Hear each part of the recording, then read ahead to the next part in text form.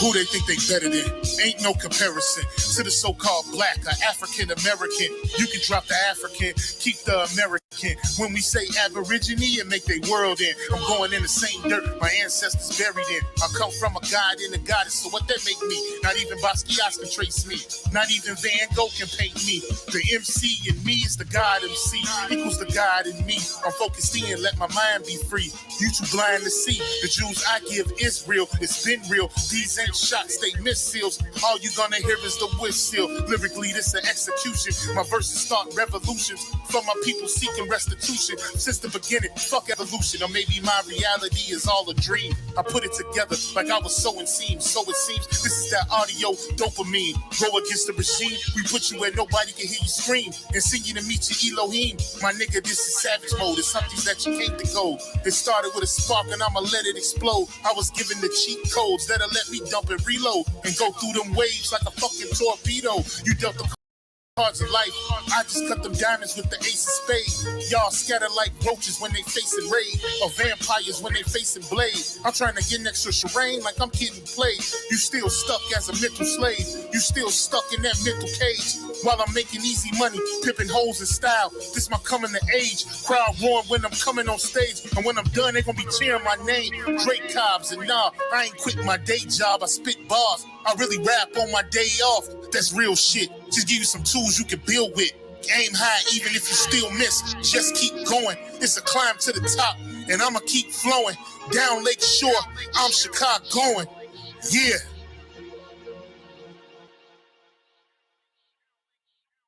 You niggas is playing checkers, we playing chess. And nigga, this is checkmate. Dre be the big dog and you just a little bait. You out of Africa and we ain't got the same traits. I'm a God being and we ain't got the same fate. My granny died February 18th and I was born on the same date.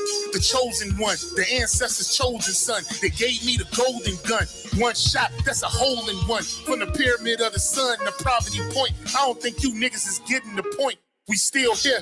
Who said they made the Aboriginals disappear? Your information's lagging in the rear. All you do is teach fear. We copper-colored with woolly hair. Am I speaking clear? So fuck the nonsense. When I rap, I touch your consciousness. From within is where you get your self-confidence. Let's bring it back to dominance. Ain't no confining us. Gonna bring that wild Indian out of us. Yeah. Yeah, yeah. We still here.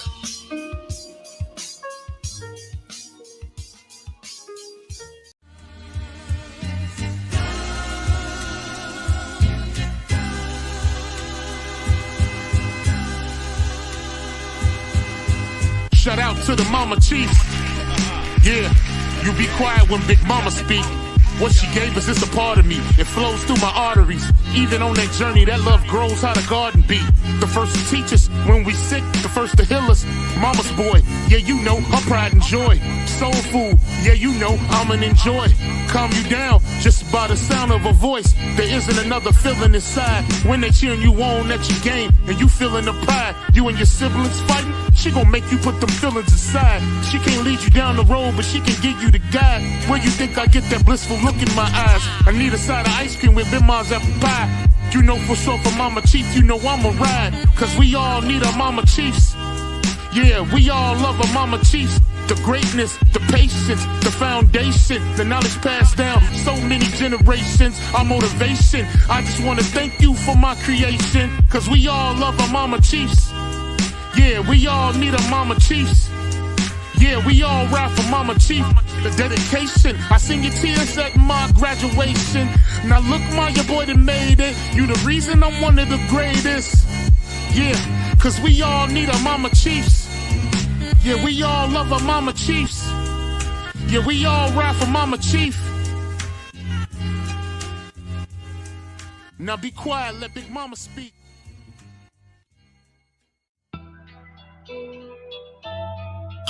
Fuck black history, ain't no black history. This ain't black history, this ain't that you'll see. They don't know about me, you don't know about me. They gon' know about me, you gon' know about me. See, I am not a slave, I was born to slide, I am not afraid. Hop about the K, oh yeah, free to God, they went out of state. I'm a child of God, I do not belong to the United States. Fuck Black History, tell Uncle Sam he can catch a fade. I went to hell, I mean school, graduated at the top of my class. Still never thought I was over my peers. We did that time together 12 years. Ain't that some movie? I think that it is. They won't control me, I'm really a member. I traveled that road, I came back with the jewels for 'em. When I pull up, they peep how the roof gone. We some dog killers, won't chew bones. Know we all spit 'em, we supreme. Somewhere I read a nigga had a dream. Did them dirty, they keep playing back that same to us, but it bullshit. If you win the battle, you can tell the story and delete whoever, give whoever glory. Hope you listen closely, this ain't metaphoric. This is straight up real and I prepared you for it. MLK was a motherfucking agent. At first he ain't know it, cause really they played him. They showed him the front of the building, they tell him the back was burning. But the secret they gave him, he tried to reveal it. Go back and listen to that I Have a Dream and the speed that he gave on the night before they killed him. He climbed up that mountain and seeked the promised land. That boy was a Mason by writing. They sealed them documents forever, but I know Masons in Atlanta know better. They said he would kill cause of prejudice, yeah, but they lied to you. Here I come with that shovel on, yelling fuck Black History. Ain't no Black History, see, they gon' know about me. You gon' know about me. See, I am not a slave, I was born to slide, I am not afraid. Hop about that K, oh yeah, free the guys, they went out of state. Yeah, I'm a child of God, I do not belong to the United States. Yeah, fuck Black History, tell Uncle Sam he can catch a fade. They don't want you to remember this. You not no slave, you indigenous. Fuck how they painted them Indians. You went to war with the French and the British, man. Quite frankly, you was kings, Merovingians. They took the women and men, made them prisoners, raised up the children to worship their images, set up a lab to the genes and they mixed them. And this shit get way deeper than your pigment. What if I told you was born sovereign and all you ever had to do was admit this shit? What if I told you that this was your ancestor land? That mean that they was the immigrants. Wait, I think there's someone tried to explain that 100 years later. The Negro was still in exile in his own land. Natural birthright, Malcolm X style. What was Holmes saying? That's the curse, right? Fuck Black History, ain't no Black History. This ain't Black History, this ain't that you'll see. They don't know about me, you don't know about me. They gon' know about me, you gon' know about me. See, I am not a slave, I was born to slide, I am not afraid. Hop about the K, oh yeah, free the guy, they went out of state. I'm a child of God, I do not belong to the United States. Fuck Black History, tell Uncle Sam he can catch a fade. I went to hell, I mean school, graduated at the top of my class. Still never thought I was over my peers. We did that time together 12 years. Ain't that some movie? I think that it is. They won't control me, I'm really a member. I traveled that road, I came back with the jewels for 'em.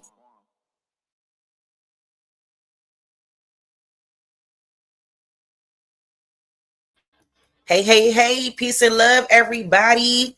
I hope you guys are doing well, man. I had to come off the early with some gems real quick, and I'm going to get to it, and then we're going to be out of here. I'm so happy that you guys came in.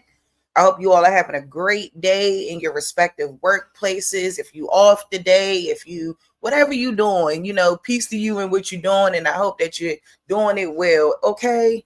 So yes, y'all, let me real quick shout out the chat. Thank you guys, like I said, once again, for taking the time to pull up. I want to get into this conversation around reclassification because oftentimes we have these conversations around what it means to be indigenous to America, what it means when we say, hey, everybody didn't come off slave ships. When we say no, our ancestors were already here. When we say no, a lot of our ancestors were born free in this country. Everybody wasn't a slave. Everybody wasn't, you know what I'm saying? I think a lot of people garner a lot of confusion around what this really means. And this is stemming from a conversation that took place last night. Y'all can check out that stream if you want to or whatever. Like, I thought about going back and playing some of it, but I'm really not, because I think I can kind of explain what was taking place. So every time we get into this conversation around the slave boats, around what took place in the slave trade, whether or not that's real or a fallacy, you know, there's always a lot of contention, because I really feel bad for a lot of our people. A lot of our people really are holding on to that fake narrative. And I think that is really, really, really, really sad. And I think people hold on to a narrative like this without really going to do further research. You know, I mean, this girl, shout out to Azara, because, you know, that's my baby, but you know, she got a lot to learn when it comes down to like history and who we are as the people, because she really went and got somebody that was in Africa. She said that's her cousin, and the girl is from Africa, but we don't really know if that girl from Africa or not, if she just moved there or whatever. You know, they try to debate me on whether or not Africa and countries in Africa is nations. And it was really interesting because I'm like, how are you about to say that these African countries are not nations? when they are nations. And then you want to play semantics. It's just really weird work. So let's get into this reclassification situation. Let's get to talking about why this is so important to us and how this has affected us in the long run, right? When we're talking about it today in 2025, that's why I got that picture up there. Rest in peace to African American. That's dead. We're not acknowledging being African Americans because that does not encompass who we are, and it doesn't encompass the full scope of our history. And I think that we miss that. They miss that. You know what I mean? Because of that K through 12 indoctrination, and it's really done a number on us. And we can't see outside of anything but what we think we know without doing real proper research. And it just takes time, you know what I mean? And I always say that. So I'm going to keep working on them over there at the Sites Room. Shout out to them and shout out to Big Trey 5 and everybody over there. You know what I'm saying? But we got a lot to learn and we got to really grow. We got to get out of this idea that we all are slaves and we all are slaves from Africa. Because something took place on this land right here that usurped our people off our lands. Laws were put in place. Wars took place. So much happened. A lot of documented paper genocide took place as well. And I think that people forget that. People write what they want to write in history. That young lady tried to say history is rooted in facts. No, history is agreed upon consensus. It's not rooted in facts. It's rooted in facts that they want you to know, that they want you to believe is the truth. You think that it benefits these people to tell the truth, that the Black Americans or the African Americans, whatever y'all want to be called, is the true indigenous people to the land. It doesn't benefit these people to do that. So on that note, let me real quick, because I want to go through some of the racial classifications that took place, right? When we're talking about at the beginning of what we know as the United States of America, what we know as the inception of the United States, when we talk about the first census that counted people. So we're talking about like the 1790 census, right? That's the first census that counted people. So we're going to go into that. But first, I want to just kind of read off of this beautiful document right here. Not document, but it came off Facebook, but someone wrote it and it was really well put. And I think that we can kind of start here because it can kind of encompass everything else that we're going to cover. We're going to go into some audio, some video, things like that. You know, we're going to have a fun build today because I think that people really don't get it. They don't get it. And when we say English is our language, they don't get that either. When we say we are speaking our mother tongue. So what happened to the 800 indigenous languages that was here? They were extinct. And what we know is today, the English language is a conjunction of all of those indigenous languages. You have 19 states that are named after indigenous tribes, indigenous language. And I think that people really don't get how a language and how people can be fleshed out and how things happen and how we were assimilated now into what we know as the United States and into what they would call a certain type of culture. We've been assimilated into that. And when we have Native Americans who want to speak on having their mother tongue, no, you don't. Stop lying. You went to Indian school. You're still going to Indian school trying to learn these languages because they don't know them either. So when we're talking about over 800 languages were extinct. So anywho, and I think it's easier for me to explain it on my platform and talk to my people who know what time it is and who know what's going on. Okay. So let me just read off of this and then we'll just keep moving accordingly and we'll go in that order. So right here is explaining the reclassification of dark complexion indigenous Americans as, quote, Negroes has roots in colonial and U.S. legal and social systems, which often oversimplify racial categories for purposes of control and discrimination. This practice has historical precedents in several contexts. Number one, the colonial era. During European colonization, some dark-skinned indigenous peoples, particularly those enslaved or integrated into colonial societies, were labeled as, quote, Negro or Black in records. This reflected the racialized worldview of colonists, who often conflated African and indigenous identities when it suited their purposes, such as enforcing enslavement laws. Enslavement practices. Indigenous peoples were enslaved alongside Africans in the Americas.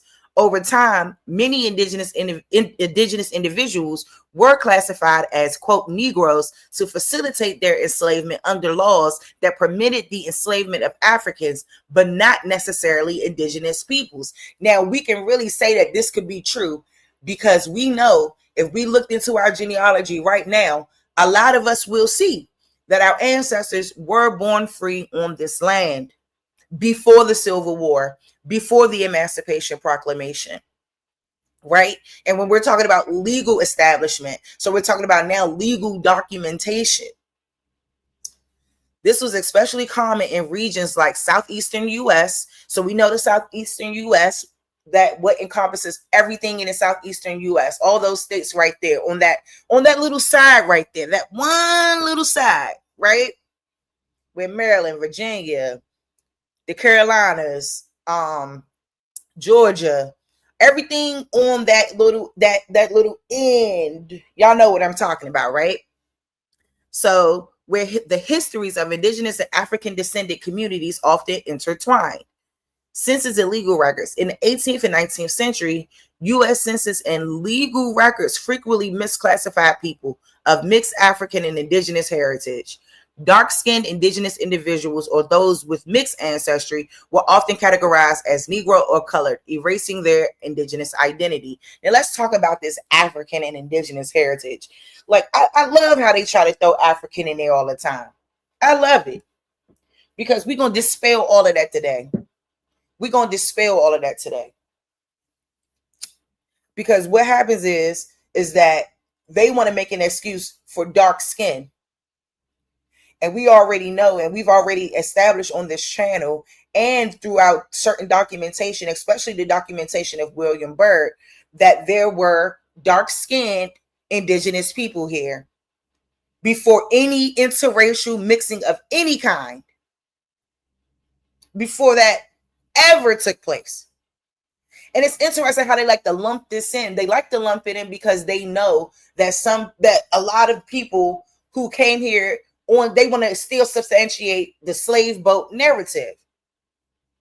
Okay. So we have to understand that when they're trying to push the slave boat narrative, they're always going to throw African in there, but they always seem to omit the slavery that they claim happened on this land as well via the indigenous peoples who were already here, which is the Black indigeneity that was here. Okay. So let's keep going. So it says, oh yeah, indigenous individuals. Oh yeah, I read all of that. Socioeconomic factors. Over time, systemic racism marginalized indigenous communities and pushed many into classifications that denied their heritage. Laws like one drop rule reinforce these categorizations, collapsing diverse identities into binary racial systems. The historical erasure has had lasting effects, with some descendants of dark complexion indigenous Americans unaware or unable to reclaim their indigenous heritage due to generations of misclassification. Right? So let's go. Do I want to go here? Let me see. Hold up. Let's go here real quick. Let's go. Okay. So right here, right? I hope y'all can see that really good. So when we're talking about what was measured, they're measuring from 1790 to 2010, right? And what we have here is so many reclassifications. So many. And a lot of things not coming into play until much later. Even the identity Indian, 1870. God damn, why I gotta keep, damn. I didn't know it was gonna Every time I put my cursor on something, it was going to pull something up. So anywho, so we see slaves, free white females and males, all other free persons, slaves, free white persons, females and males, all other free persons. So when we know that we see this all other free persons, we know that they're talking about the free indigenous people. Slaves, now see right here in 1830, it says slaves, free colored persons. This isn't until 20 years later. So what I want y'all to see here is just the constant change, changing of the people, changing who we are. Because the truth is, everything was racialized based on your color, how you looked. And they didn't know who was who. If that census enumerator came to your home and saw me, and maybe saw some light-skinned people in that house, saw some dark skin, all of us would be a different racial category. They probably throw me in the colored box, throw my light-skinned cousins in the mulatto box. And if I got a real dark-skinned cousin, they're going to throw her in that black box. That's just facts. So let's go here real quick. And we're going to keep moving because I do got some more literature up. And I made sure I put everything on the screen this time. Get in here. This is about to be one of the most interesting posts I ever done. Because it killed two birds with one stone. Now, I have a court case that classified him as an Indian, and he never was. And what year do you think they start using the word Negro and Indian together? Well, I'm about to answer both of them questions right now. This rabbit hole about to get a lot deeper. Now, let's start with this group of pretendians. 1854, California legally classified Chinese peoples as Indians to prohibit them from testifying against white parties. Now, here go the court case right here that made them called Indians. The court decision was rooted in a state law that restricted the ability of blacks or mulatto persons or Indians to provide evidence against whites, right? The majority argued that the term Indian includes Asians, who the court viewed as inferior and unfit for legal participation. Go ahead and take a screenshot. Now, let's get to him when he was reclassified, and it goes back way much longer than you thought. Now, this is the first time that the slave Negro Indians was used to clarify his status. But why was it so important to use the word Negro? Dating back far as 1519, the term Negro and Indian was used interchangeably.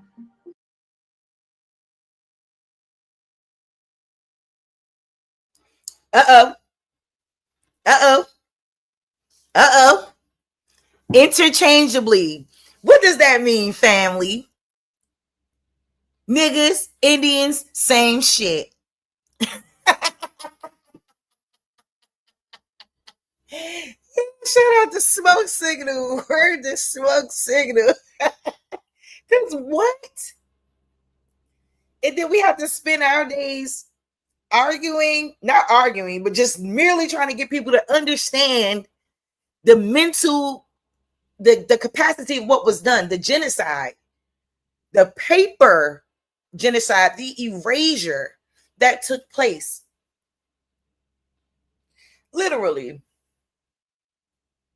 And a lot of us are so bound, and I'm gonna show y'all some other stuff too, because it's some current news I want y'all to see too that just took place with a young lady from my area. So yeah, I got some stuff for y'all today, family. We gonna cook a little bit, and we gonna get into all of this stuff. We're gonna talk about a little bit about Baker's Rebellion, a lot of things. So I'm excited. Let's go. In the colonial records to describe Native Americans, right? But why was it so important? Watch this. This is why it was so important. Lumping Native Americans into the same category as so-called enslaved Africans. But remember, the first slave ship came in 1619. This all the way in 1519. Exactly. Cook on them ass, brother. Cook on them. Because that's what they seem to not understand. They don't understand that. They don't understand that the first so-called enslaved Africans, Negroes, 20 and out, whatever, they didn't change it 1,001 times. Those people came 100 years later after this. And then they're going to turn around and say it wasn't no Black Americans here, so-called Black Americans, that it wasn't no people of our hue that was here. You're tripping. You tripping, and you need to really go and dig deep and really look into the whole picture of things. How in 1519 Negro and Indian is being used interchangeably, but then y'all want to turn around and say it wasn't none of us was here. And then when we think about what took place with the transatlantic slave trade, we talking about from 16 whatever to about 1808 when it was completely dismantled, right, in law. So we're talking about 200 years when they're saying that only 300,000 Africans allegedly made it to these shores in 200 years. And you want to tell me that it wasn't people like us already here? Y'all must have really lost y'all skillet biscuit. The term Negro, right, of categorization was used to justify land dispossession and enslavement by erasing tribal identity and history. So to take his land by just simply using the word slave and Negro. Did you catch that? To justify land dispossession and enslavement by erasing a tribal identity. That's why they use the word Negro slave. Did you catch that? Yeah, shout out to that good man. Shout out to that good man. All right, let's keep rolling. So let's talk about the definition of that. Reclassification. Plain and simple. Assignment to a different class or category. Period.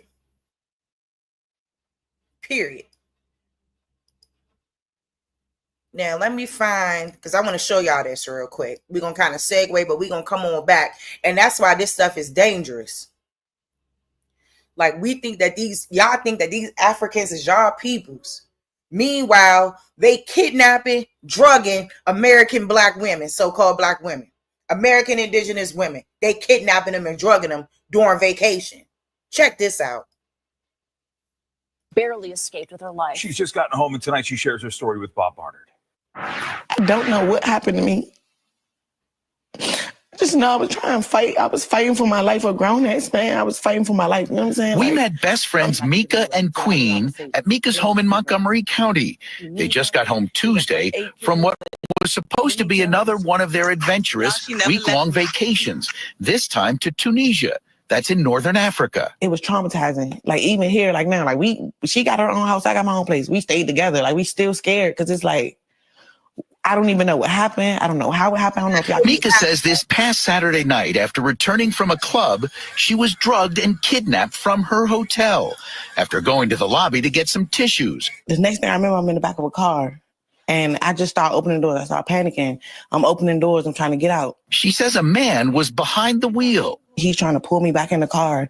I'm yelling, help, help, somebody help me. He's covering my mouth. That's where these scratches from. He punching me all right here. I don't know if thought he was going to knock me out, but I kept fighting. It was nothing. It had to be angels or something with me for me to, it's a grown man. He's punching me in my face, on my forehead, and both of my eyes, he's punching me. So I'm like, I just kept thinking I got to get back home to my kids. Like, I just got to get back home to my kids. So I just kept fighting. We're fighting. He's hitting me. We're going blow for blow. He's hitting me. I'm hitting him. Queen was back at the hotel, the Penthouse Suites Hotel in Tunis. This is from its website. She says they were less than helpful. And I'm running around the hotel looking for her.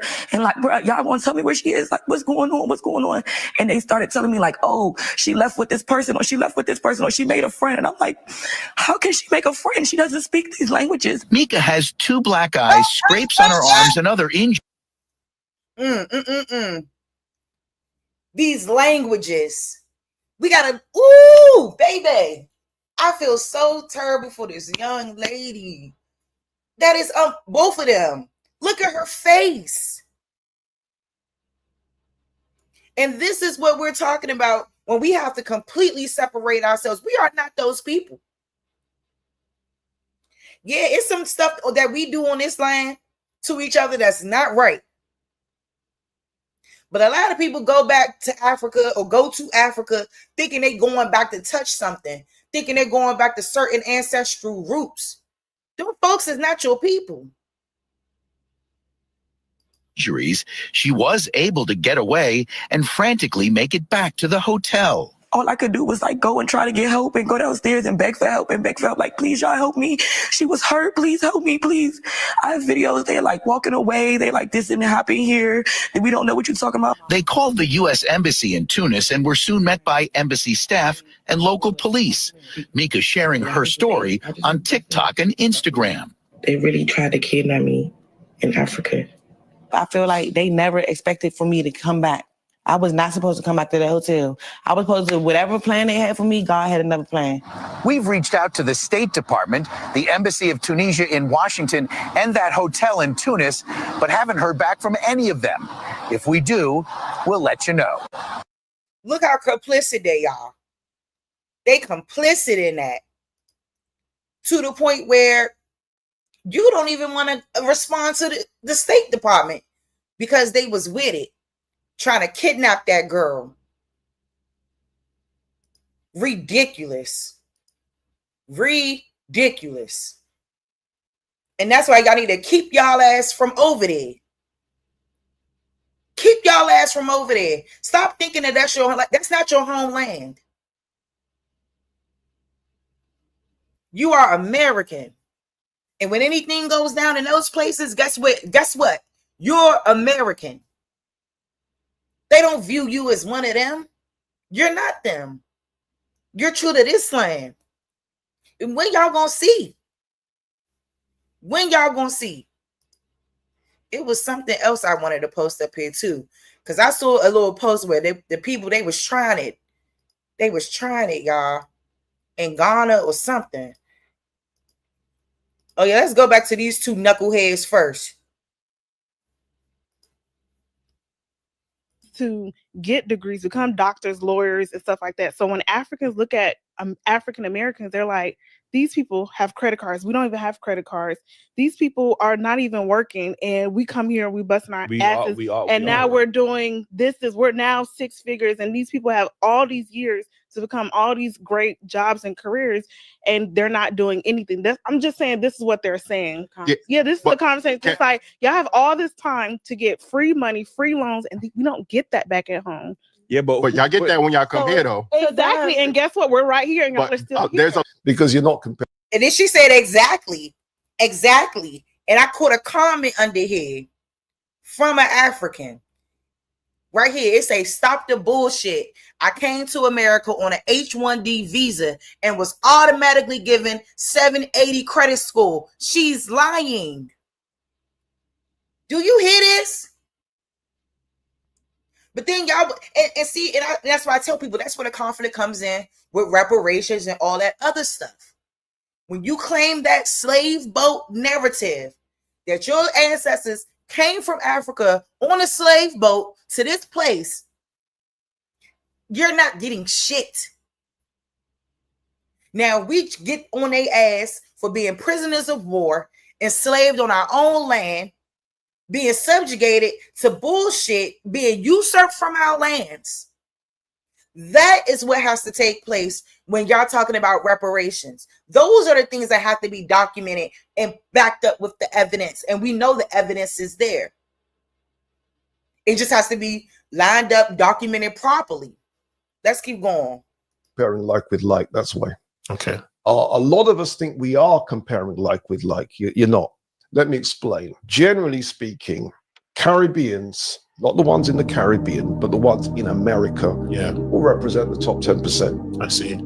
So if you're really going to compare like with like, you have to compare the top 10% of Caribbeans with the top 10% of African Americans. Okay. And when you compare the two, the African Americans are slaughtering us, bro. It's not even close. It's a massacre. But what it is we compare the top 10% with your average African American.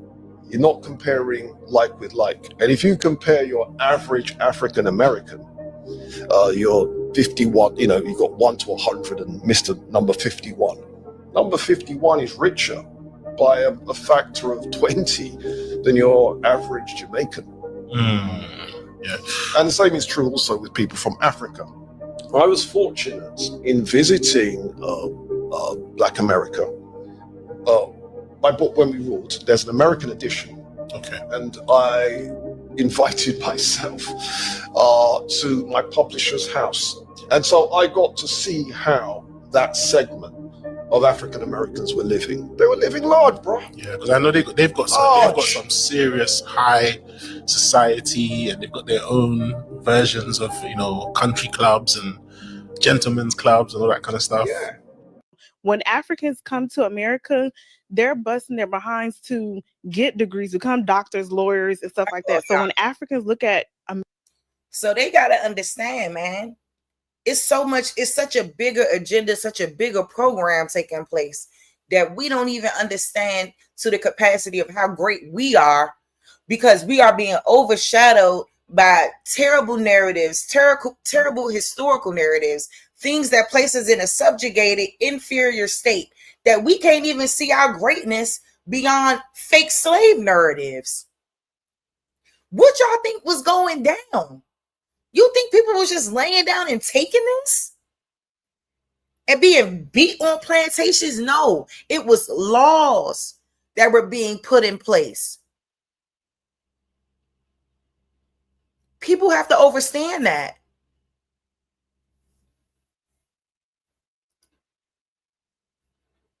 Indian red crowns, bro. What you mean? I was just thinking about that the other day. What happened to the Indian red crowns? Like when I be watching my nieces and nephews color, and I be looking at all the colors, they be saying peach or black or pink. I remember it used to be a crown called Indian red. It was pretty much like a brownish color. It was like a brownish copper color. You know, I always find interesting about that color. That'd be the same. I like the color of our skin, really. That's what I'm saying. Notice if you Indian red. If you go to like a tobacco shop or a smoke shop, they have a statue of an Indian, and guess how dark they be? Yeah. It'd be us. They've been trying to tell you the secret for a long time. You just haven't been picking up on it. I like. Hey, what happened to the fucking? Yeah, shout out to them, man. Because we not about to have this no more. We not. All right, let me go back right here.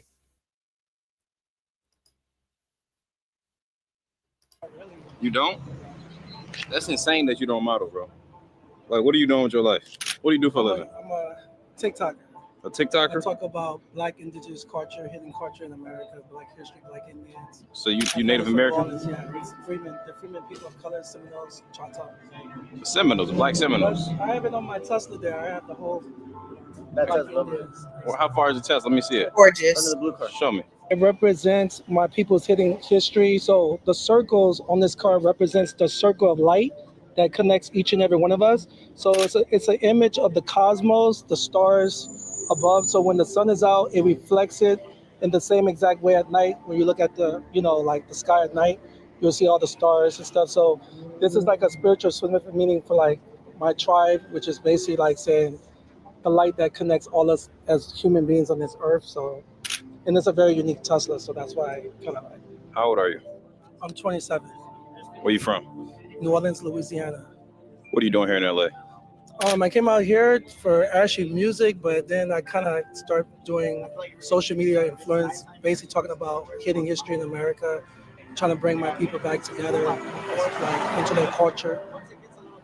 And you live here in LA now? Yeah, I live in Little Tokyo, downtown LA. I gotta ask about the tattoos. What's the meaning behind them? And what made you get them all over your face like that? So the tattoos is pretty much when I was little, I had a vision dream that I felt that my ancestors were showing me this image.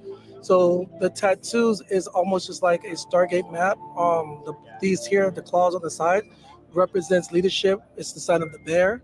So pretty much I have kind of like you can say a Cosmo map where every dot represents the same as the car on the cosmos. I'm about to get up out of here. It was nice meeting you, man. All right, cool. Thanks. Nice meeting you too. Yeah. Oh, hold on. Let's start that over. Hold on. Damn. All right. No, he figured me out.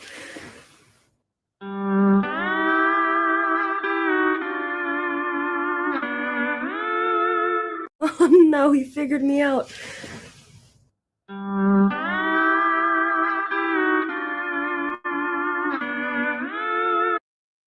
Many kids. Yes, I have one daughter. How about you? How many baby daddies do you have, if you don't mind me asking? Ellipses. I have one daughter. I understand that is she by the same father. I have one daughter. I understand that is she by the same father. I don't understand. You have. This white girl is still mad at me. You, Ronald Thomas, Modern Predator, and Miss Jones can only get views on your page when you use my face. By the way, Wikapi, what's your actual name? Like Whitney or something? No one said anything about your culture or your language, which I barely think you're connected to, because you're trying so hard to prove yourself against somebody that's not even attacking your culture. I just said that melanated people were here before y'all. They were here before all of us. Melanated tribes are the precursors to the modern Chinese that you see now. I've come with the receipts. I've already made the arguments. Y'all keep saying I said what I didn't say in order to have an argument at all. And it's sad. And it's pathetic. And it's annoying.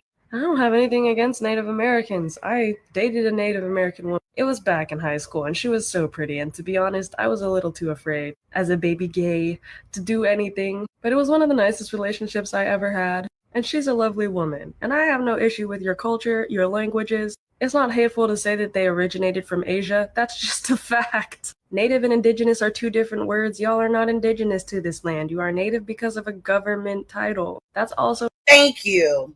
Thank you. And when you try to explain this to people, that Native American is a political government term, that goes so over their heads. It goes over their heads. When we say Native means you were born somewhere, it doesn't mean you're indigenous. It doesn't mean you originated there. It doesn't mean that. Not hateful. That's just a fact. And you know what? The government doesn't treat y'all well at all. People go missing on the res all the time. They're deporting you. They're deporting you. And instead of fighting that, you'd rather come on here and fight me. This is why all that performative activism bullshit doesn't get y'all anywhere. If one Asian woman telling you actual facts is what breaks your entire reality, then you need to question the foundations of that which you stand upon. Stop your crying. Neoliberals, Democrats, and liberals themselves have never gotten y'all anywhere. That's why you're still being oppressed on your own reses. If y'all find the truth disrespectful, you need to stop being so sensitive. Oh, leave us out of your mouths. Like anyone's left us out of their mouths. These are public conversations, and I'm publicly allowed to tell y'all the truth about yourselves. Now you, white women, so desperately want to be seen as Native American because even your own community doesn't accept you. That's the commonality between all the people attacking me right now. And have at it, the more that y'all attack me, the more you just expose yourselves. In the meantime, we're having real conversations about the real indigenous to this land, the melanated, dark-skinned indigenous, while y'all continue to cry over there to your liberals. And they don't do a damn thing to protect y'all from ICE or protect y'all on your own reses. How is that my fault? The real indigenous are reclaiming their Amerindian status, legally, while y'all continue to spiral on this app. while y'all continue to attack anything and everything that moves. Hey, so, Because like capitalism and colonialism, the system that taught you these lies in the first place, you have nothing to do right now but self-destruct. My home country is thriving because they've moved on from the bullshit. The Amerindians are doing the same. You're gonna keep needing liberal charity and donation until you find out it's not enough. So long as you keep the— What people also need to understand is our reclassification that's been taking place since 1790. That shit is politically motivated, man. It's politically motivated. It's driven by changing questions about race on the census. And it's crazy because people don't even understand like the evolution of what took place with these categories and them trying to distinguish enslaved people from free people, to even going as far as to be including blood quantum, perceived blood quantum, right? And then they're just shifting the whole identity, period. And then it gets to a point where now we have to self-identify. We have to take back what was taken from us. And we have to stand on business about our culture, our indigenous heritage, our lineage, our genealogy. Man, shout out to everybody who says go look into your own family, because that's 100. And a lot of y'all will see who you are. denying the facts. And they're all over my page. So no, the people who is asking me to prove it need to scroll or read the comments, and I'll give you some places to look, because the reclassification records can be found if you research Walter Plecker, the BIA, the Dawes Rolls, Federal and State Bureau censuses, and the Racial Integrity Act of 1924. People are like, those are pseudo. Those are primary sources. There's nothing pseudo about primary sources. Y'all just don't like to read them. Okay, bye. Facts. Facts. You don't want to look into it because you know. Because you know. Because you know what it is.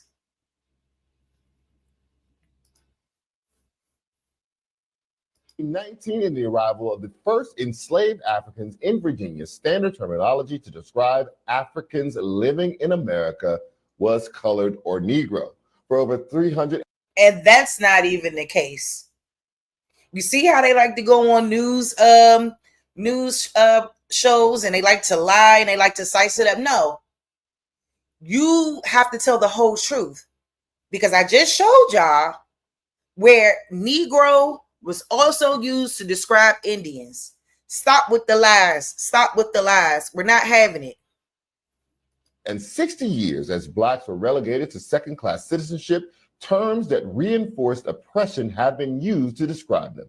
But as centuries pass, Black people have at times fought to break free from derogatory labels. After the Civil War, several Black people dispensed with the names given them by their former enslavers. This would continue even into the 1900s, when, during the height of the Civil Rights Movement, Black leaders strongly rebelled against Jim Crow labels. But for mainstream America, a major turning point came in the late 1980s. On this day in 1988, a group of Black leaders, including Reverend Jesse Jackson and representatives from the NAACP, met to discuss the National Black Agenda. It was here that Jackson and his peers catapulted the term African American into the country's lexicon. The term has been used since the 1970s, but never catapulted into the country's lexicon. Very interesting choice of words there. Catapulted. And I'm going to show a little bit, and not a coincidence, this little video that I had came across today, because those little bit of receipts doesn't prove that African American has been being used since time immemorial, sir. It don't. Somebody get on your ass next. Gained widespread acceptance until after this Chicago convention. Reverend Jackson said, to be called African Americans has cultural integrity. It puts us in our proper historical context. Every ethnic group in this country has a reference to some land base, some historical cultural base. African Americans have hit that level of cultural maturity. Jackson stated that other races could connect their heritage to their mother countries with a sense of pride and acceptance. The term rose to prominence because it was considered more appropriate than Black or colored. But we are now seeing a growth in popularity of the term Black, this time for a different reason. Following George Floyd's murder last year, the New York Times announced it would be capitalizing the B in Black to describe people and cultures of African origin in the US and elsewhere. Imagine that. Then we turn around and we call ourselves Black. And for all of this time, Black was not capitalized in terms of racial discrimination. I mean, racial, not discrimination, but racial, describing yourself racially. There we go. That's what I was trying to say. The letter B was not capitalized when we're using that term to describe ourselves as well. And I think more people feel comfortable with using Black because then they can say, I'm not an African, but in the same context, it's kind of still saying that you from Africa, even when we use Black, because that's still being described as racial groups or racial categories out of Africa. But see, he took it to the point to mention that it meant and other places. But I don't agree with that. And that's why we have to get back to what the true terminology is, because if we don't, we're going to continue to be mislabeled and being lumped in categories that's been happening since the beginning. Lumped in the wrong category. When if you was a supposed African descendant, they should be giving you a 780 credit score. You should be good over this joint. They shouldn't be stopping you from opening businesses. You should be able to have a corner store in every hood, just like these Africans do, that we see that come over here into this land, overcharging you for your necessities, overcharging you for a candy bar, in your land, in your neighborhood. Like, when are we going to get this through our heads? This is something heavy about the word Black and how we as a people were able to take something meant for our ridicule and turn it into Black power. And that is for the culture. Thank you for watching Prime, and good night. Please, please, please stop trying to Africanize Black Americans. We are 400 to 500 years removed from that continent. We have 400 to 500 years. And see, when people say that, I get why they saying that.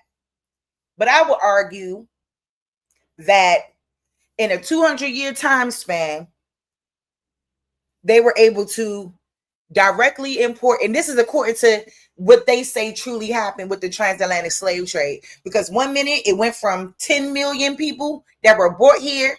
Now, now there's only 300,000 that was brought here within a 200-year time span, brought to that southeastern part of the United States, when we're talking about all of those states that were under British rule at one particular time.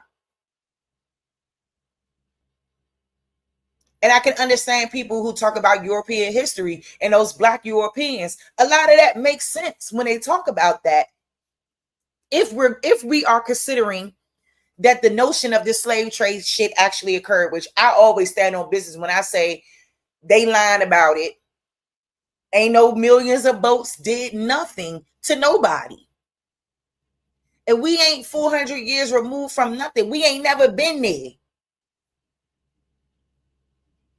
Everybody that speaks on their history, they can't find no African cousins. The girl tried to sit up there and say that she had found an African cousin. No, you didn't. She probably not even her real cousin. They don't look like cousins to me.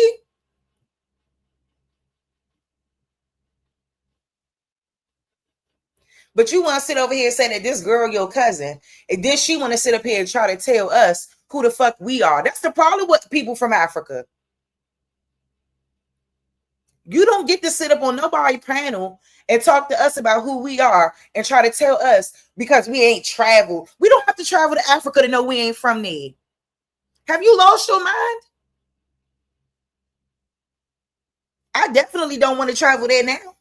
After what I just showed y'all, I never wanted to travel there from the beginning. I said, I want to see the rest of my beautiful American landmass. I want to stay right here in the West, bitch. I don't want to go to Africa. Now eat that up. The fuck? Excuse my language, y'all. I'm trying not to be cursing. I'm trying to work on that because I can speak without cursing. But it is what it is. Stop trying to tell people who they are. Stop trying to tell us who we are because we're not having it no more. We standing on business with you Africans, with you immigrants, whoever you are. You don't get the right to come into this land and tell us who we are because of what you learned in the fucking K through 12 history academia system. You don't. You need to sit the conversation out. And I told her that. You don't get the right to do that. Like, people really believe that these Mongoloid Native Americans is the true indigenous people to this land. The young man sat up there and told him, sat up on that panel, y'all, and told me that his grandmother said that they was Cherokee and Seminole. I said, so you need to be quiet. I said, you can't say nothing. Your grandmother already told you. But she said we was African too. I don't believe your grandmother said that. Your grandmother ain't know shit about no Africa. Stop lying on y'all grandmothers in this around here. Stop lying and saying that y'all grandmother said y'all was African. No, the fuck they did not. Why is y'all lying? Stop lying on your grandmother. I'm sick and tired of it. Sick and tired of it. Stop lying on y'all grandmas. Because I done had enough of it. And that's on the code. Heck wrong with y'all. And it is crazy too, because I hear Dulcinea speak on this a lot. When she talk about her husband, right? And him being from Africa. And them going by oral history. That she even made a statement, I believe, and I don't want to get it wrong because I don't want to misquote her, but I believe I heard her say that their history is not documented like our history. They can't go back in their history on paper like we can. And if you think for 1 second that if we go back to the 1600s documented history or our family line, genealogy, lineage, mother side, dad side, whatever, and we don't come in contact with anybody who came off a boat from Africa, you got to really think about that. I feel like some people sat on that panel and lied and said that where they peoples come from. But that's neither here nor there. Because I ain't going to do too much because I know people just want to be able to justify the way that they feel because it's easier to go with everything that you felt like you've always known.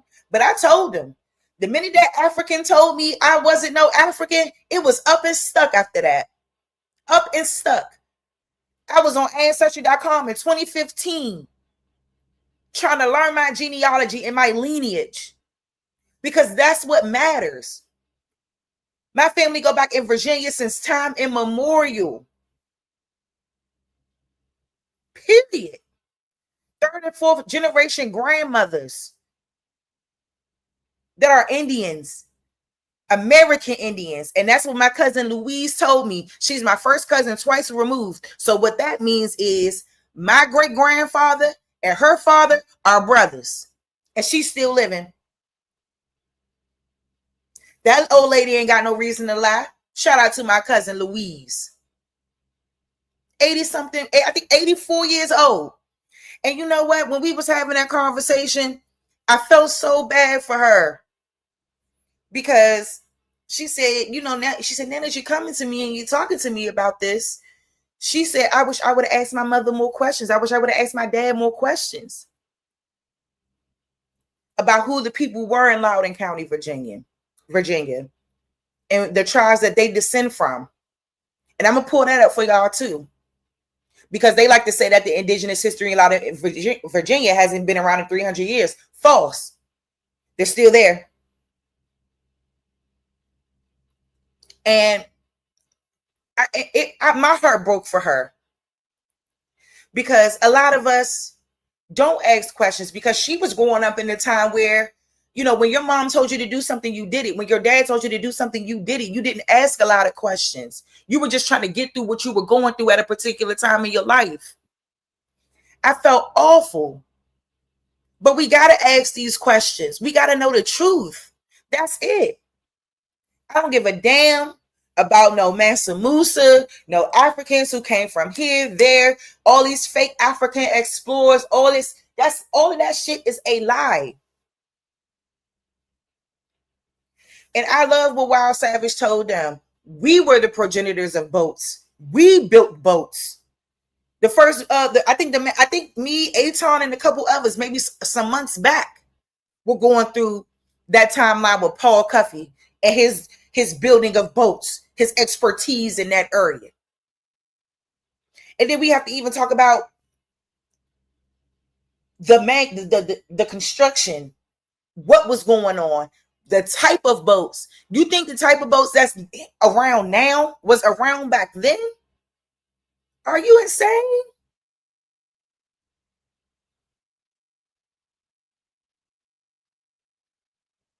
Are you insane? And like I said, when I speak about that southeastern seaboard, I got to pull up that map so y'all can see exactly which states it is where I'm talking about. That's where a lot of those English planters came in. A lot of British rule took place. So yes, some things is different. Some of the history is different over on our side because of that. And those wars was warring. They was warring.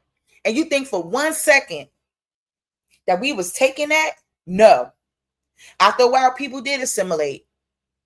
People did. And a lot of people were separated from their indigenous roots. It was illegal to speak on your indigenous roots.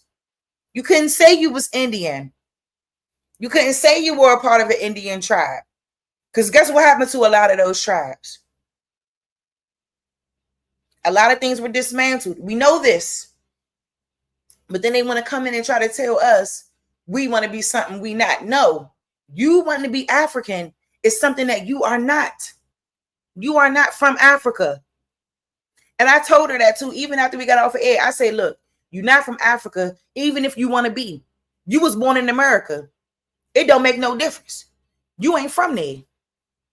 And they got to get that through their head if they're going to understand the information that we're trying to bring to them.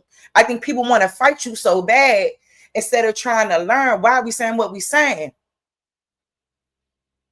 And that's where all the misconstruction, not misconstruction, everything gets misconstrued. Excuse me, y'all. And it's not right. But we got to keep teaching our people. And we got to keep working on our people. We can't get mad at our people. You know what I'm saying? Because they got to learn the truth. And it's coming out. So shout out to all the pioneers, everybody who made this possible for all of us to be able to look into it. They didn't make it possible, but they opened our eyes. They opened our eyes so we can see that we are so much more than what they tried to tell us we was. Try to tell us we were bad people in history. Tell us that we was getting our ass kicked all around in history, that we was getting whipped and beat. And all of that is false. Your people were sharecroppers on land that they owned. So much was going on. These people were infiltrating when families were at dispute about who was going to get land, who was going to get this, who was going to get that. Then they coming right on and in the middle of a dispute and usurping shit right from under your people. Doing what they want to do. Then they want to tell you, oh, if you a Negro, you're not entitled to this land. This is not yours. You're not entitled to this. We're gonna give it to them. We're gonna give it to them. We're gonna give it to these immigrants who come over here and try to create their economic floor. We're gonna give them the land. We're gonna take it from you and give it to them and put you in Indian housing projects. Right? Why do you think we see this huge insertion of project housing in the 1940s, 50s, 60s, and so on, even until present day? But see, now what we see in present day, what's happening is we see that same shit happening, But in a more modern day time, and what I'm saying, family, is that what we're seeing now is this huge influx of gentrification, knocking down public Indian housing projects, so these same people could come in and do what they were doing hundreds of years ago, even as recent as 60, 70 years ago. Y'all gotta wake up, because it's such a bigger picture that y'all don't even understand. And that's why I had some issues with some of the rhetoric of Charlie Kirk, because I don't think that he fully understood the historical context behind what really happened to our people. And I think when you speak and say, oh, they could have done this, they could have done that. Yeah, there was a lot of attempts to do a lot of things. And a lot of things were shut down because of that. A lot of laws were put into place. A lot of bombs were dropped on certain places. Too many people that's in power that's not our people stopping that injunction, saying, no, we can't do it because of X, Y, Z. Meanwhile, we got Africans coming over here with a 780 credit score, giving that to them, giving them all the opportunity in the world. And meanwhile, the people who built this land, documented evidence is supporting that. We've been here since time immemorial, even involved in the founding of the country, can't seem to get on top of shit. And it's not because we don't want to. And I think people miss that. And I think that if people are properly educated about certain things, then they wouldn't come out their mouth so quick. They'd be more willing to just sit back and kind of, okay, well, let's look at the history, let's look at the documentation, and let's see what was going on. Because this is all a part of the plan. How we lose millions and millions and millions and millions of acres of farmland. I'm gonna let this play in a minute. Millions and millions and millions and millions of acres of farmland. How you think that happened?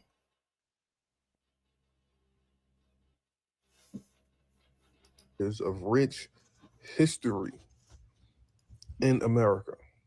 Our ancestors fought, died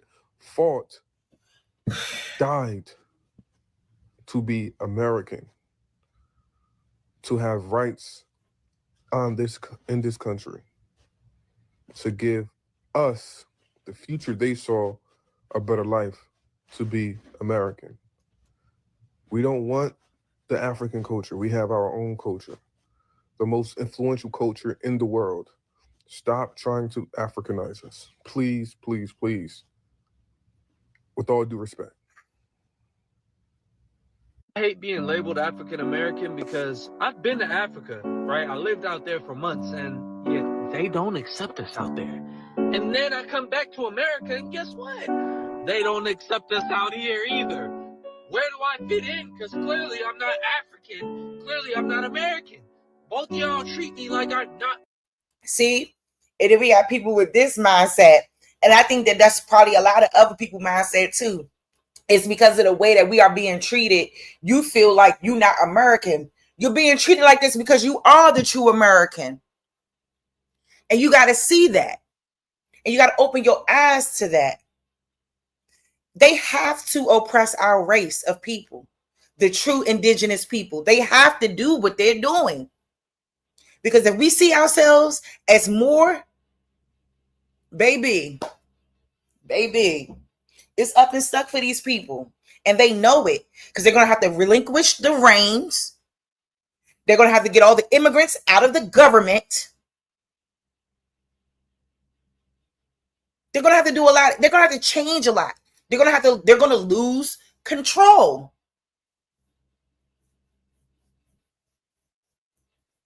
So it's sad to me when people say, I'm not American.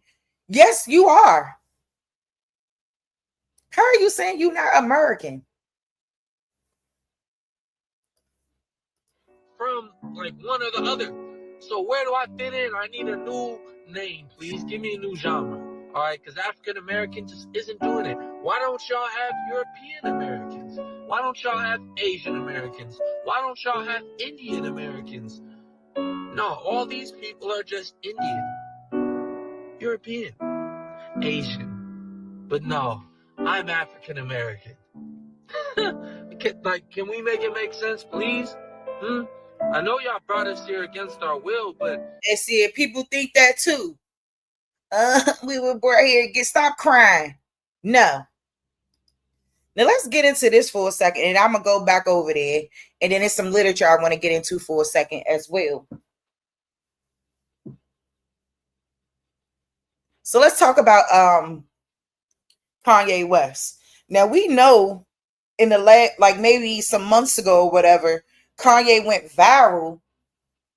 He went viral for talking about the Black indigenous ancestry, standing on business about us being the Indians, the true ones, right? But let's talk about Kanye's background real quick, from his father and his mother. And shout out to this Morph Balls guy. Kanye was born to Ray West. Ray West was born to James Frederick and Fannie B. West. James, Kanye's grandfather, served in World War II, Korea, and Vietnam. James was born to Virgil West, Kanye West's great-grandfather. Virgil West is the son of Handy. Hold up. His folks fought in all those wars. And imagine how many of his ancestors fought in other wars. Our people fought in wars here. What kind of slaves is fighting in wars? West, who was born free in Maryland, but born free. Not only that, Kanye West's third great grandfather, Peter West, Handy's father, was also free. Maryland actually had the most free people of color of any state during this time. So when Kanye is acting like this, after I was freed, I came north to take advantage of the opportunities that came with emancipation. Yes. I see. Unlike Arthur, the Kirkland family don't have a history of enslavement. Our family has lived in Rhode Island for 5 generations. My great-great-grandfather fought in the American Revolutionary War. He was a proud freeman and a patriot. Elizabeth directly ties her background to freedom. And so there's this narrative about Americanness. For her, it gives a sense of status that separates her from people like the Scots. it's in his blood, y'all. And don't they have the same eyes? Maybe that's why Kanye is like that. So Kanye was born to Ray West. Okay. So he also talks about Kanye's mother's side. Let's get into that.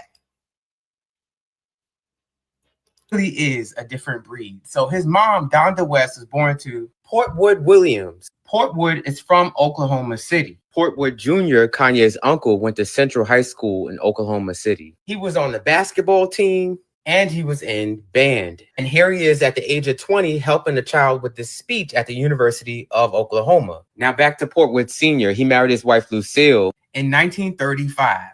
But this is when I noticed something on Kanye West's tree that didn't quite make sense. So Portwood Williams was born to John Williams, who was born in Texas. John Williams was born to John Williams Sr., who was born in New York. And here he is on the 1860 census, living free in Hudson, New York, Mother Alfred and Mother Margaret.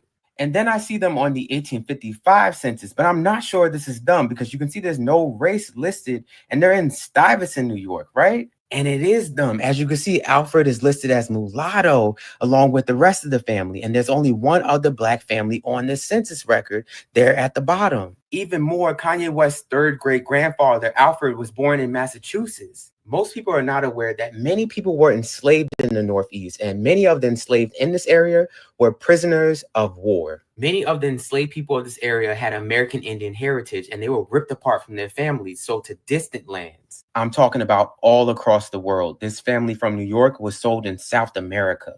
Runaway ads would describe people with short black curly hair and thin Indian noses. Or this one, looking for Sylvia, who understands Dutch, is of a dark yellow complexion, about 1/4 Indian. Like Crispus Attucks, many free people of color in this area had American Indian heritage. Who would have known that Kanye West has deep roots with free people of color in the Northeast? Kanye's family really is. Yeah, shout out to Kanye, man. All right, so let's keep moving. And another thing, a lot of y'all was in my comments like, oh, we still have. And another thing, a lot of y'all was in my comments like, oh, we still have our language and you had to learn it and everything was passed down to us from our ancestors and Oh, excuse the fuck out of me. Now, was it? So the part in Indian history where it says that the culture and language and stuff like that was stripped from the Indians and they lost it because of the atrocities and wars that was going on their land when the colonizers got, that part don't apply to y'all? That part just skipped over, y'all. Oh, like the part in Indian history where it says that Wautepeca reclassified them from Indian to colored and Negro? Like how that part just skipped over y'all and didn't apply to y'all too, right? Okay. Yeah, she ate. Because that's what it is. That's what it is. Cut it out. Let's go here. I thought this was interesting too, guys. Coming from Europe, arriving on the island of Haiti. That's the name of the entire island. That's what the Arawak people called it. And this for thousands of years before the criminals arrived from Europe. And when they arrive, they find the people there. It is estimated there were between 2 and 3.5 million Arawaks on the island in 1492. 11 years later, it was estimated less than 100,000 people were living on this island. A little before this estimate, as they noticed that the people were just dropping off like flies, the Europeans went to Jamaica, collected a portion of the population there, brought them to Haiti to dig for gold for them. And that population disappeared. So now, that was a conversation too. That, oh, Africa has gold, they have this, they have that. But it was gold here. It was gold here on these lands. In Jamaica, that's North America. People miss it. They miss it. They miss it because they don't even understand how rich this history is for us, man, and how far we go back. But yet we want to believe oppressive narratives about who we are instead of this beautiful truth. And some of it hurt. Yes. Disappeared too. They went to Puerto Rico and brought boatloads of Arawak and Tainos and Caribs. And that population disappeared too in Haiti. We are told this whole process is supposed to be a civilizing process. We are told the Arawaks were savages. We are told, in some cases, they even say they were, what's the word they like to say when you eat people? No, cannibals. Cannibals. They were cannibals.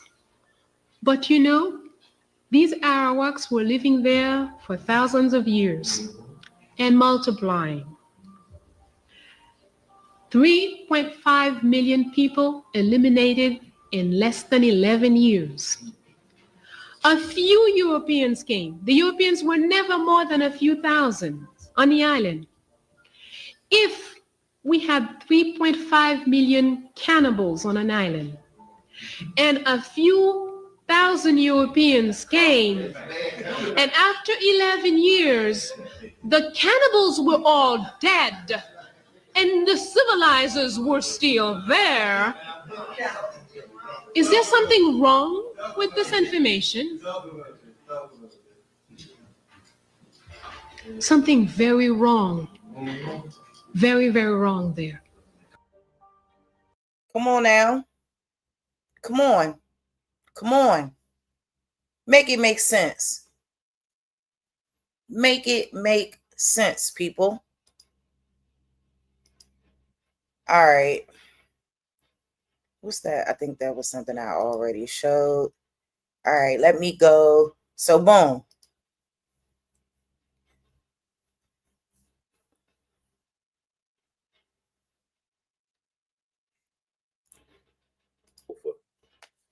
And the meaning of how important it is to know your history.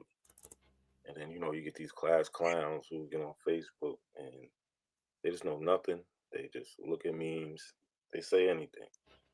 So his whole thing is Jesse Jackson made up the word African American. Bottom line, that's it. No such thing as African American. I'm from Africa. I'm from Crenshaw Mafia. Like it or not, you from Africa. I'm from Africa. You from Africa. You African booty scratcher. I don't know why Max showed this. I don't know why he showed that. I don't. Because that boy in that seat ate him up.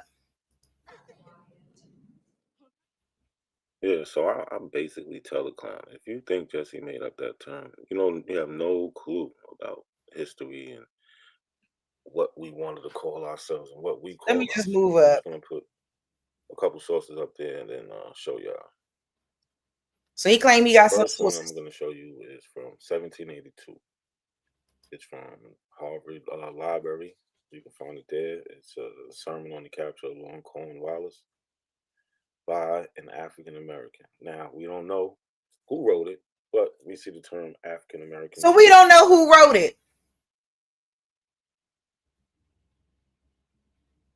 And he thinks that this couldn't be adjusted or sent back in time to be adjusted. Not sent back in time, but written back in time, as Chief Holiday like to put it. We don't even know who wrote this. And we're supposed to take this for face value. Got it. In 1782. This one is from a newspaper called The Liberator. It was printed in Boston, Massachusetts, September 26, 1835. It's an abolition newspaper.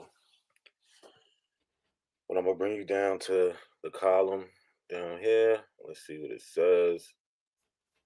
It says there is one thing very essential, a concert of prayer. Let Christian abolition praying societies be formed of Americans and African Americans everywhere. So he think in 1835, they were talking about us.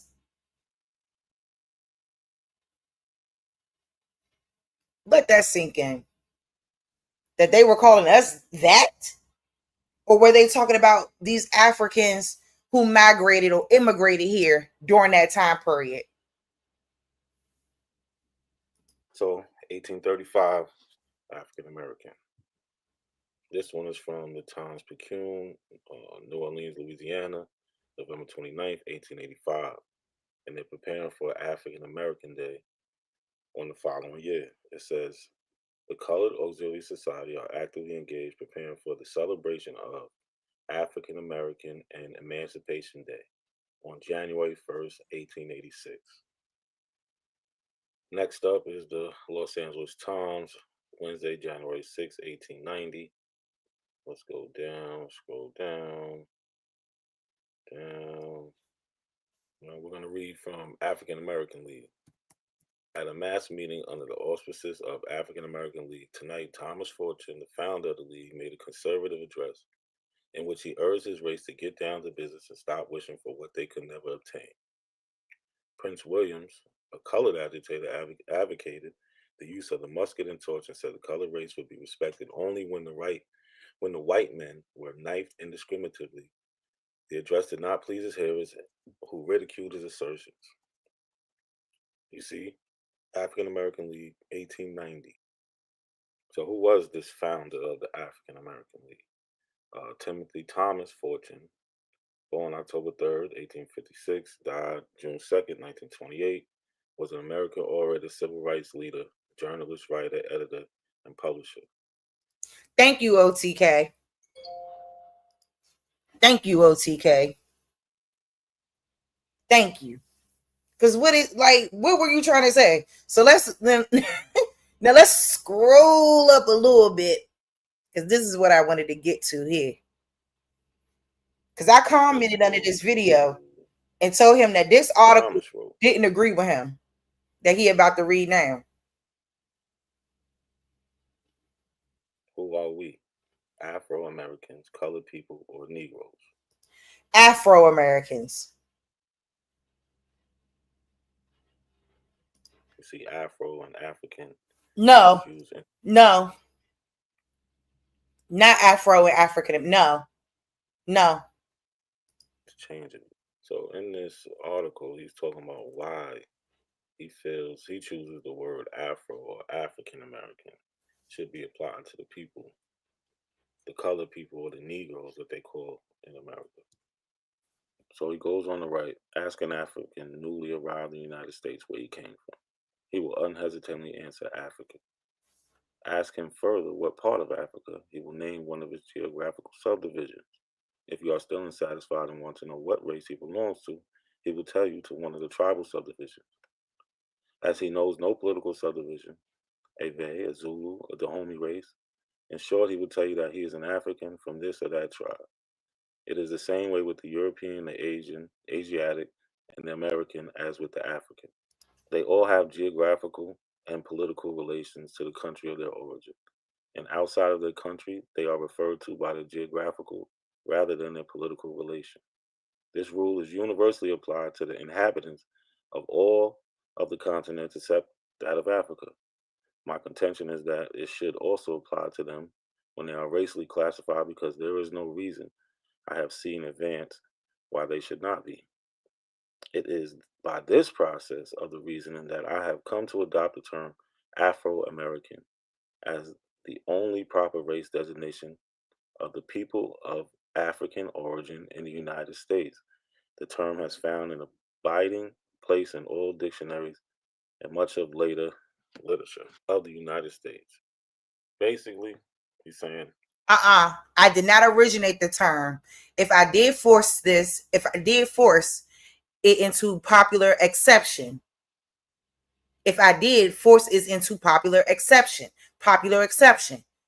it was first used, as far as I've been able to discover, by Hallam in speaking of the Afro-Eurasians, Assyrians, Afro-Assyrians.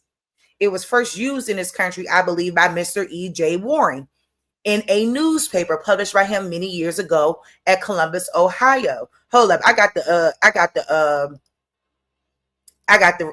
essay. Hold up. Let me pull up the essay. So that's the essay he was reading. So it says there will be no confusion about the proper race designation of the people of African origin in the United States if the rule is governing in the class of others similarly situated had been applied to them.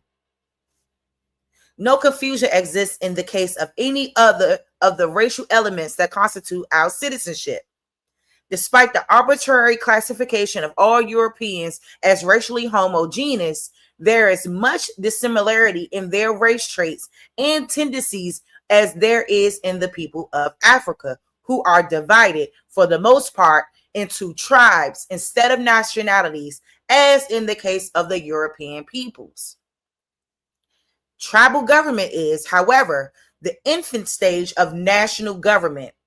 Europeans who have become Americanized are known and proud to be known, however remote the relation in time as an origin, British, French, German, and the like, as a continental where he come from, and he will answer unhesitatingly, Europe.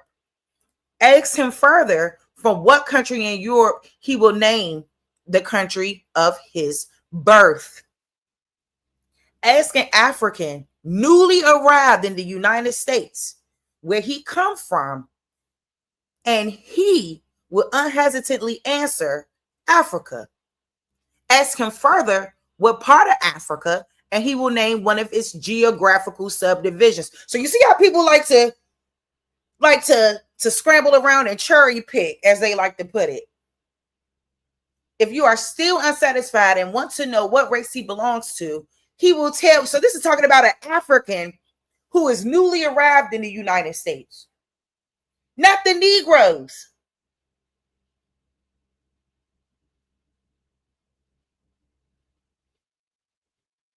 So this is what he's describing in the beginning. We're going to keep reading though, because we're going to have to break this down.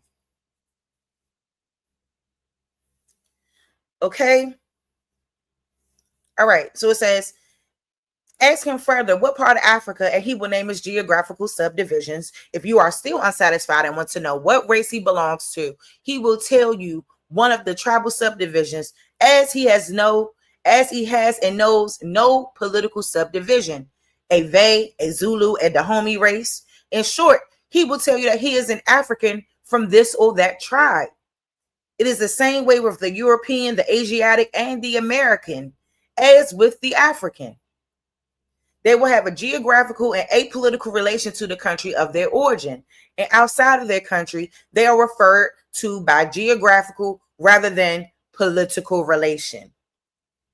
This rule is universally applied to the inhabitants of all continents except that of Africa. My contention is that it should also apply to them when they are racially classified, because there is no reason I have seen advanced why they should not be.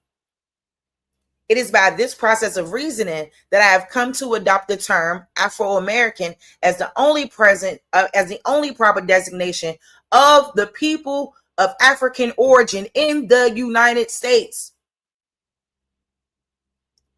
Jesus Christ, that boy completely misrepresented this.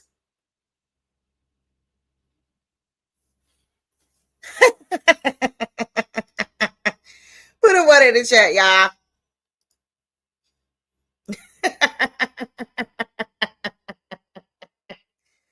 Ooh, child, put a one in the chat. If y'all with me, man, if y'all here. Because what has happened is that you can't. Who are the people of African origin in the United States? Who is that? Because when we talk about people who were freed from slavery, when they talk about all of that stuff, it says persons. It's never defining a color or race.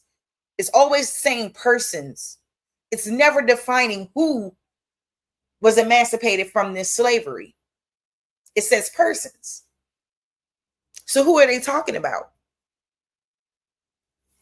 So let's just keep reading. I mean, like I said, I'm not sure what he was trying to convey from this, but I feel like he's talking about people who came to America, Africans that came here. Now, maybe he's interpreting it as people of African origin means that those people who came off slave boats and has been in American society or American culture, and from however way they want to try to make sense of it. But anywho, it says, it is by this process of reasoning that I have come to adopt the term Afro-American as the only proper race designation of the people of African origin in the United States. The term has found an abiding place in all dictionaries and much of the latter literature of the United States. I did not originate the term. If I did force it into popular acception, it was first used, as far as I have been able to discover, by Hallam in speaking of the Afro-Assyrians. It was first used in this country, I believe, by Mr. E.J. Waring in a newspaper published by him many years ago at Columbus, Ohio. It is not, therefore, a hybrid out of the newspaper gutter. If it is philologically inaccurate, blame Hallam. His shoulders are broad enough, a few feet broader in scholarship and reputation than those of Dr. J.W.E. Bowen, who insists that he is a Negro in a deluge of words most difficult to comprehend, as he has flung them into sentences. Now, it is one of the isolated instances in the history of mankind that a whole race of people inhabiting one of the geographical divisions of the earth have been and are classified as a race, not by their geographical or political division, but by their physical qualities, by color, by hair texture, and by cranial and facial conformation. The term Negro, adopted from the Latin, has been used from primitive times to describe the Black people of Africa as they are or have been, and so used, it has been treated, and quite properly, as a common noun. It is impossible to get writers in America, Europe, or Asia to treat it as a proper noun. They will never do it. because it is not a term definitive of race affinities and unities, but of physical peculiarities of race, of which color is visible and invariable index.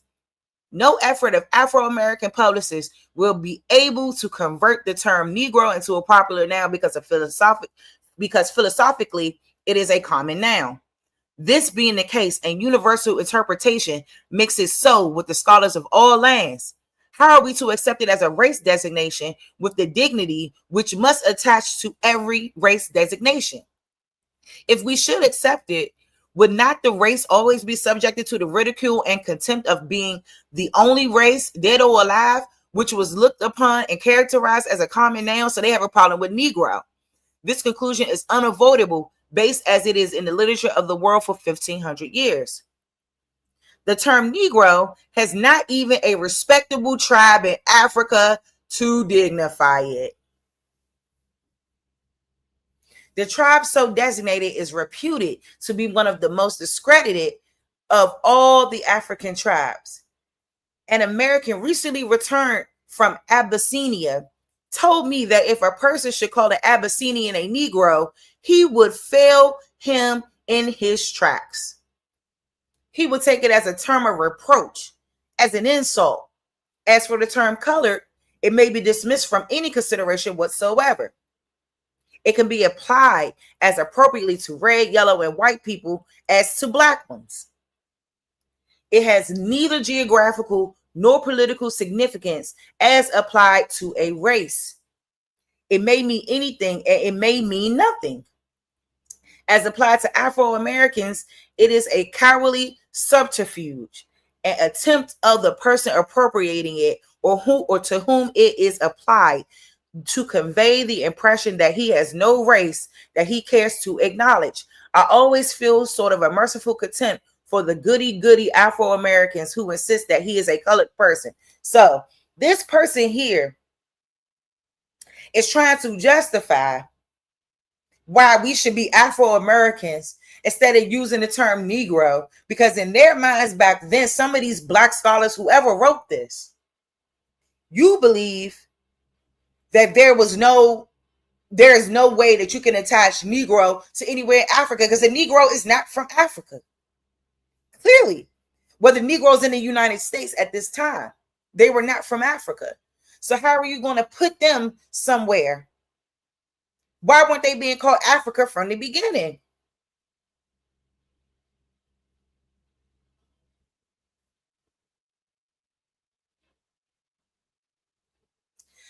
You know, I just find it really interesting.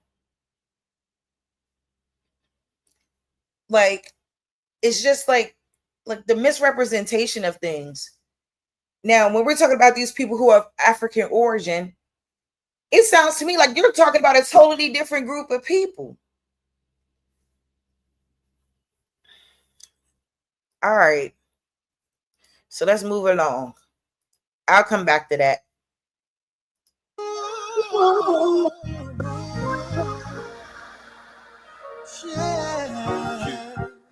I ain't no different than you, shit.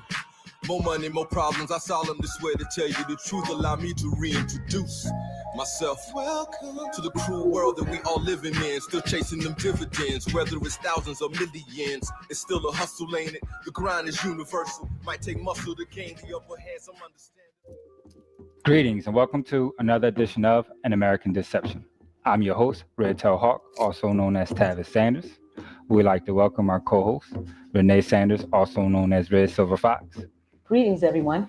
All right. We appreciate your comments and your questions in regards to the show and your participation. We get a lot of good information, a lot of good feedback from people. And so today we wanted to take a minute and acknowledge everybody that's been hitting us up and just, answer some of your questions that we thought was, pretty decent questions, and definitely keep them coming, because if you don't hear your question or comment this time, we definitely get back to you. Okay? How that sound to you? That sound good? Sounds great. Let's go. All right, cool. Okay, so first question is, where or how did the lighter skinned native tribes and or members develop, considering the aboriginals or natives originally discovered in Americas were of a copper tone?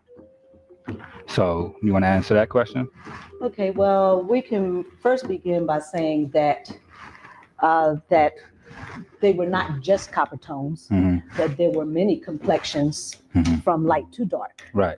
Okay, and that happened because there were many migrations that happened that came over here to North America. So it wasn't just one migration. One of the first migrations, or what there is evidence of, is 51,000 years ago.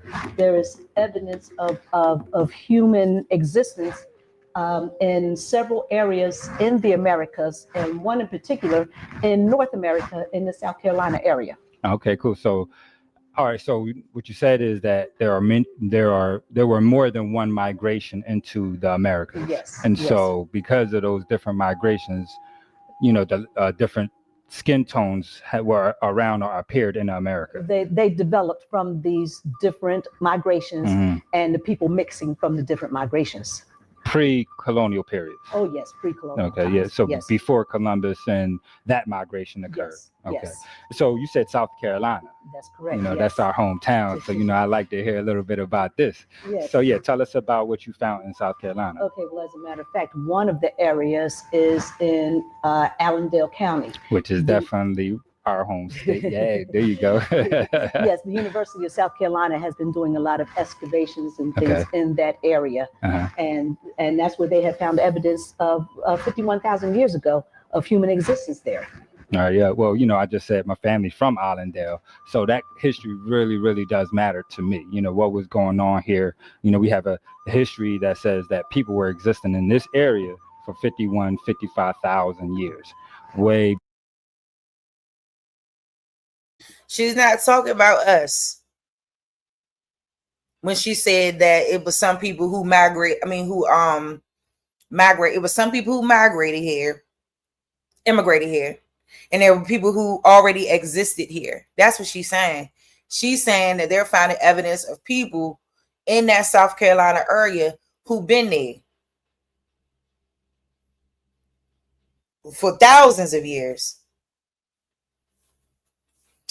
But anywho, shout out to Tavis Sanders and his beautiful, beautiful mom. They are gorgeous people. Before anything else that they want to talk about here in America. Yes. And so, I really like, this question personally. Yeah, and another thing is, what is interesting is that this area, this Allendale County area, tens of thousands of years later, though, but still, this area was an area where there was a very large Indian trading post that was in that area. And so the Indian trading post that was existing during the colonial periods, and I know that it later turned into plantations, because I know at the Indian trading post, they were also trading, amongst other things, slaves. They were trading slaves, yes. And it turned into really one of the largest slave plantations that was in South Carolina and even North America. I do believe that became one of the largest plantations. Okay, real quick, let's just get back to what they found sediment. They found sediment of human activities. I just wanted to make sure that the crowd was aware of what we were saying. Right. They did not find bones, and that is one thing that they didn't find, but they did find sediment. They found carbon remains left behind by the people. So it was showing that people were there burning things, and they also found tools there also. And again, this is going to be around the time that migration started to really happen around the world, where people really started to get up and move beyond a central location, started traveling all over the place. Right, that's correct. Yes, and yeah, so it's not too long after that started happening, after the humans started their migrations. One of the migrations, which usually they don't mention, but there is the evidence here. One more thing I like to point out as a part of this question is that this area right here, the plantation itself, eventually the trading post became a slave plantation. Yes. But I know that in certain parts of South Carolina, they separated the native slaves from the African slaves. Yes. And so, I know in the deeper parts of South Carolina where the native slaves were held, and the upper part was where the African slaves were held. Yes, that's correct, and that's because it was those trading posts, and those trading posts, part of their business was to sell these slaves, these Indians that were captured. They would keep them there where the trading posts were, and then the Europeans would come to the posts and they would purchase slaves. Right. They would purchase their Native American slaves there. And then I'm assuming if you didn't buy a slave, the slave stayed, they worked, they became a part of the society of wherever was going on, and eventually lost their identity. And again, with plantations changing hands and going through generations, and with the Europeans marrying into these Native American tribes, they eventually were the ones that took over the land. Okay. And so the land, by the time the 1800s comes, is now belonging to a European, but it is still the same area where these slaves were kept. And now their descendants are there. Are there now, being held as slaves. Yes. Right. So I guess, well, we can talk about some other things too, because now they also, yeah, that's the only thing, and that's why I've been working on trying to get them on. I've been working on trying to get them on, but the schedules just never seem to work out. But hopefully I can get both of them on really soon. I'm going to try to reach back out to them again and try to get them on, because I really want to be able to discuss that with them and try to determine, like, do they believe in the slave? But I don't think they believe in the slave boats, because I've seen that they've done several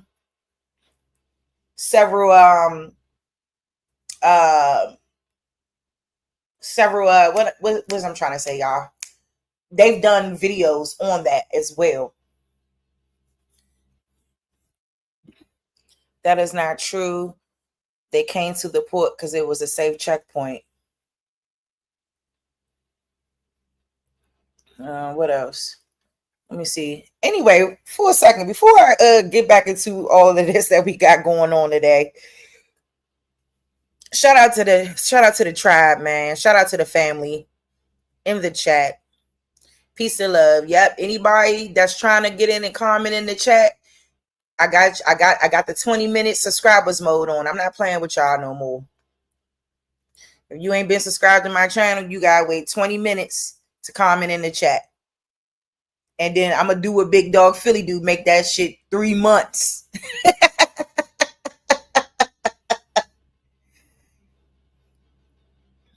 I'm gonna make it 3 months. Cause y'all be trying the kid. Y'all be trying the kid for real. And I'm not going for it. Oh, this is what I wanted to show before I moved on to that. My fault, y'all. Writing history as a major publisher makes a change to one of its textbooks. Kobe Burin was about to read chapter 5 of It's a New World geography book in his 9th grade geography class when he noticed questionable language referring to African slaves as workers and immigrants. He sent a text picture of the passage to his mom. She then posted a video flipping through the book, detailing what it did, and to his mom. She then posted a video flipping through the book.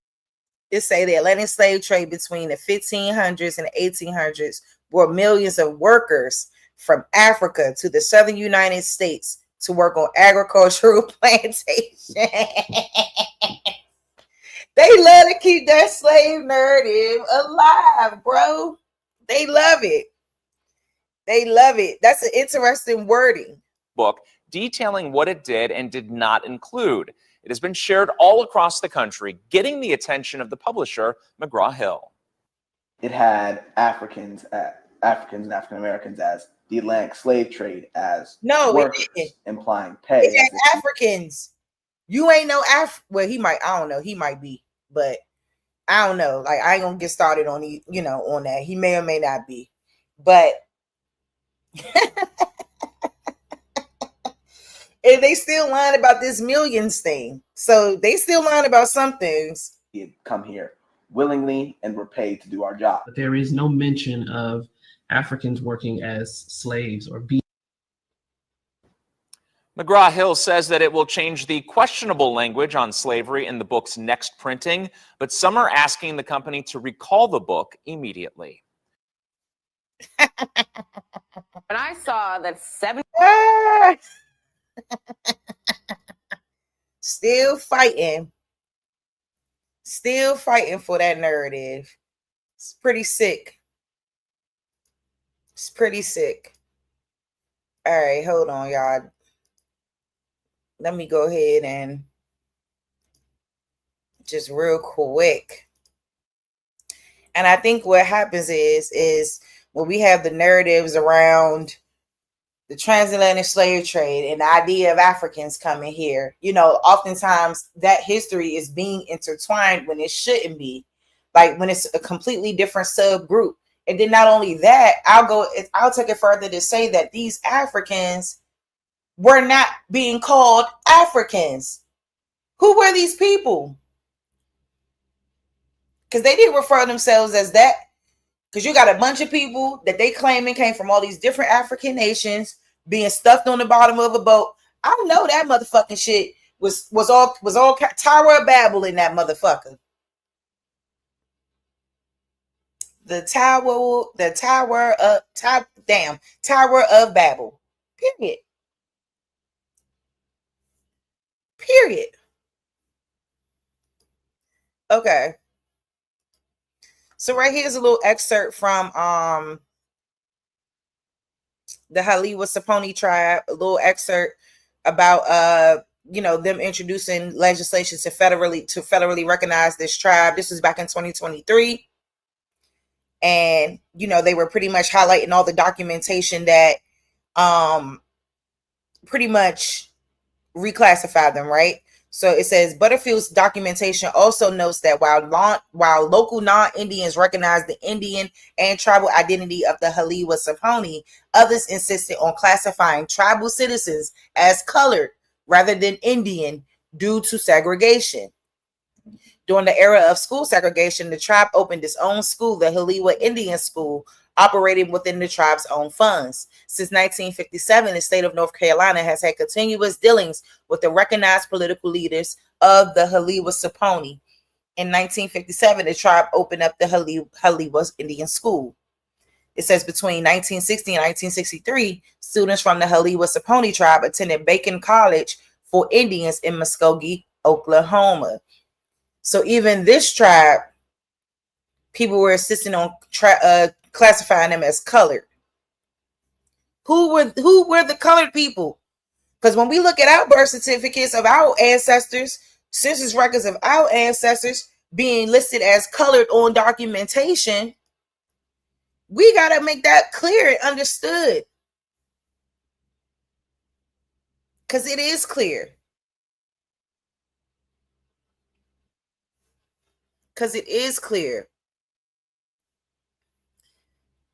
So, and I love reading this right here because it says, as early as the 19th century, the 19th annual report of the Bureau of American Ethnology noted that a considerable proportion of the blood of the Southern Negro is unquestionably Indian.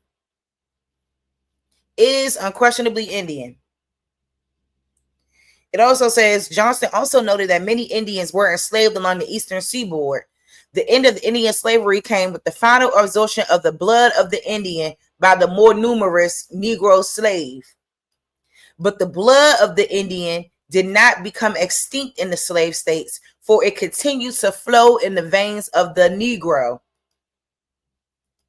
In the article published in the Journal of Negro History, Johnston remarked, where the Negro was brought into contact with the American Indian, the blood of the two races intermingled. See, this is what people do.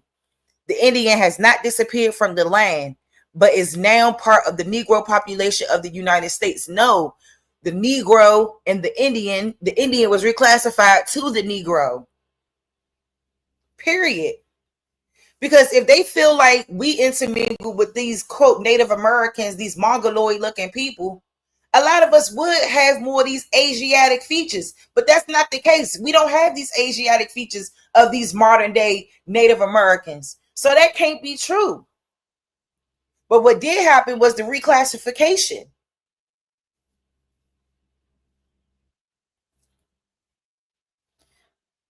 So down here, I'm trying to look for his little I could have sworn I saw.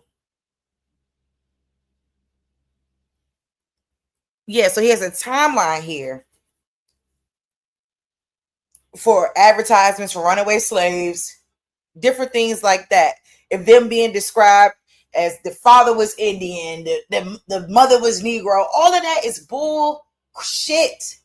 Everything that they were trying to put in these slave ads or these alleged runaway ads, all of this stuff is conjugated around the fact that it was a lot of copper tone, dark skinned people that were being fleshed out of being Indian. And if you were light enough, they may consider you an Indian, but usually if you were light enough, they still considered you a mulatto. So he got all of that information. But what is important to me and what stuck out the most was down here at the very end.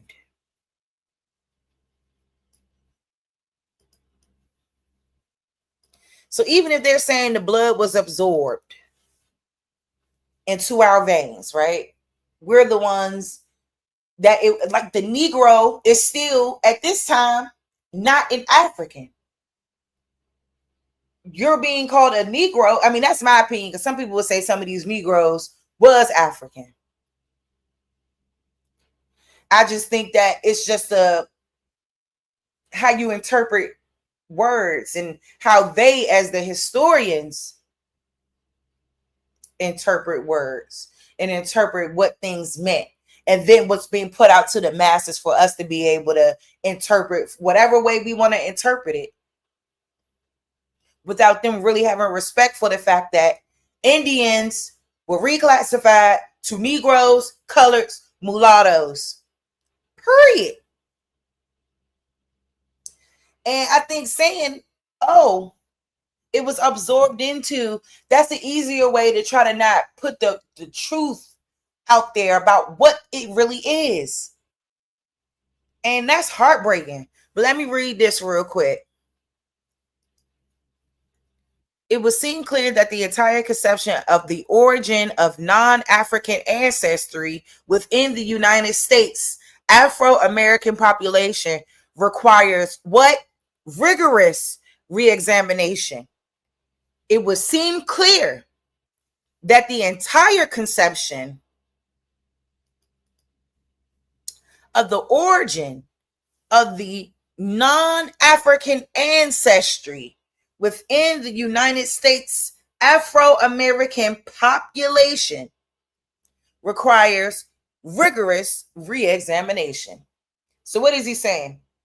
The African Americans that they're saying have African ancestry, we might need to reassess that. That the possibility of them not having African ancestry is plausible and it needs to be re-examined. That's what this is saying. Correct me if I'm wrong. In 1712, John Norris provided advice to prospective planners.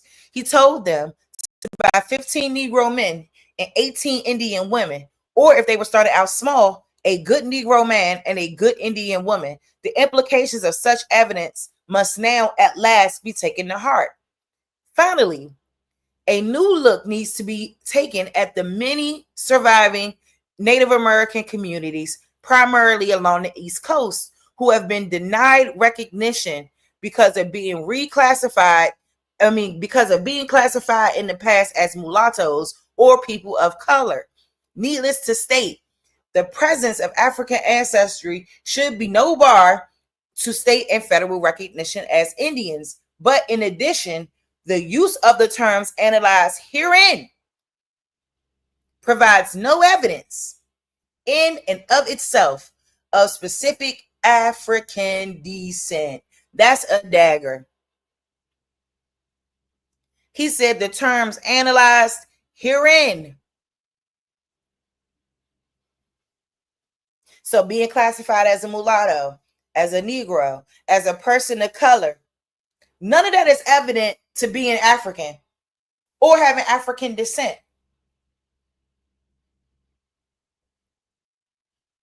So why do we have to accept being African descent? Because somebody told us that shit?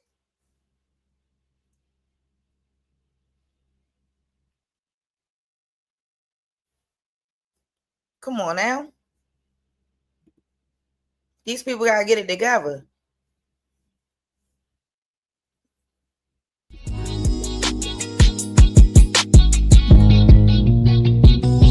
Say I'm hustling and I'm grinding. I'm making moves with my money on my mind, and I can't fall short. Always keep it 1,000. Slow mo. Say I'm hustling and I'm grinding. I'm making moves with my money on my mind, and I can't fall short. Always keep it 1,000. Slow mo.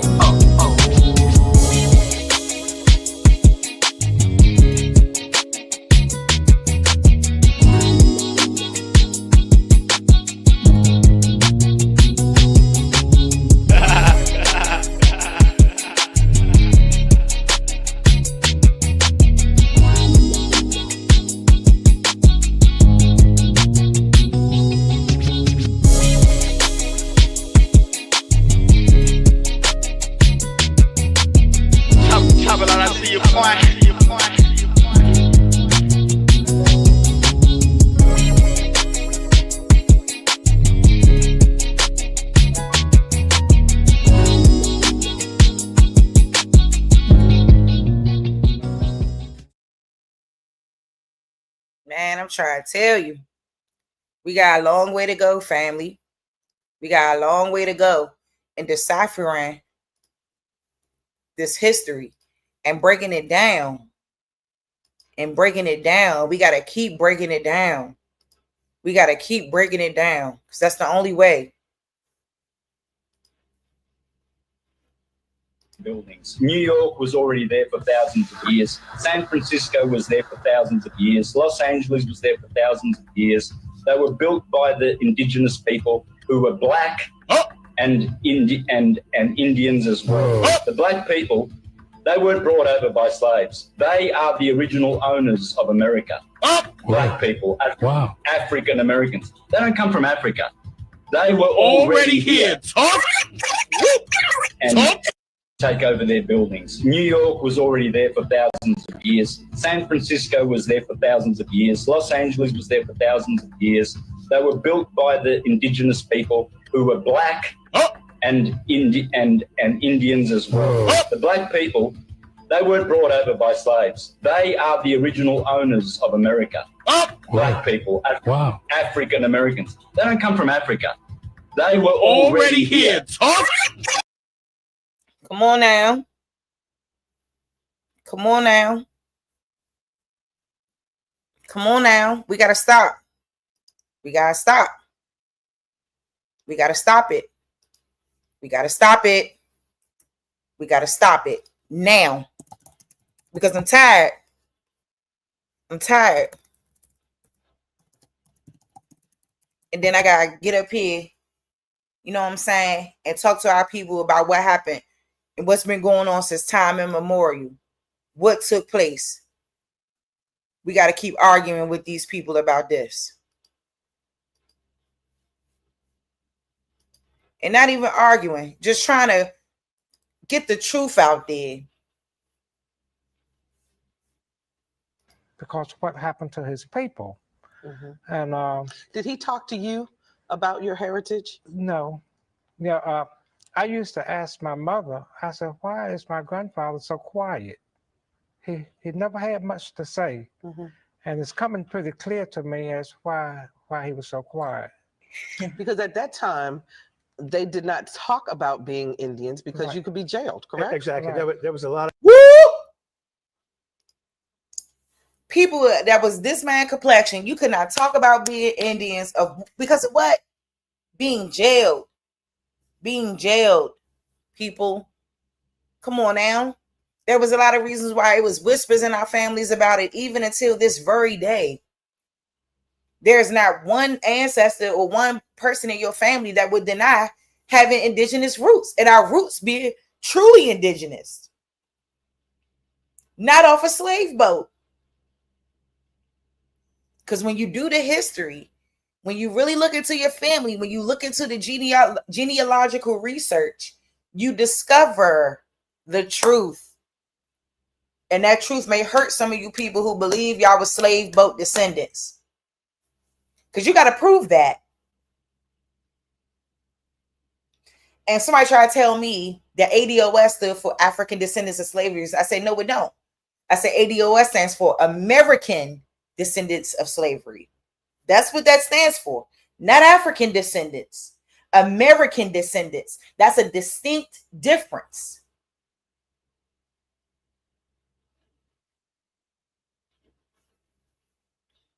Of bad things that could have happened to you if you were Native and if you were caught off the reservation. In some cases, you could be shot on See, he want to tell his own story. site. Okay. But getting back to William Lamb, who Paramore and Floyd Painter, Paramore wrote the history of Southampton County, said was the last Chernock and Nottoway riding a bicycle in court. And again, we know that was not true because William Yes, his Lamb grandson. Howard, who was my war chief, is his grandson. But that's typical of what happened to first Americans in the Commonwealth.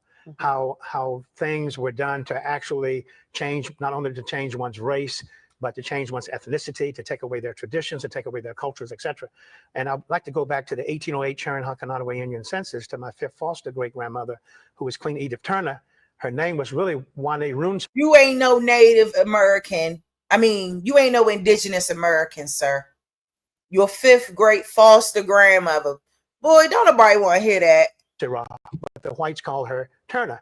And the names, the colonial names were given to us the same basically as the slave mentality. slaves were, yeah. If your mother was a slave and living on a reservation, that means your child was a slave and that you took on the name of the master.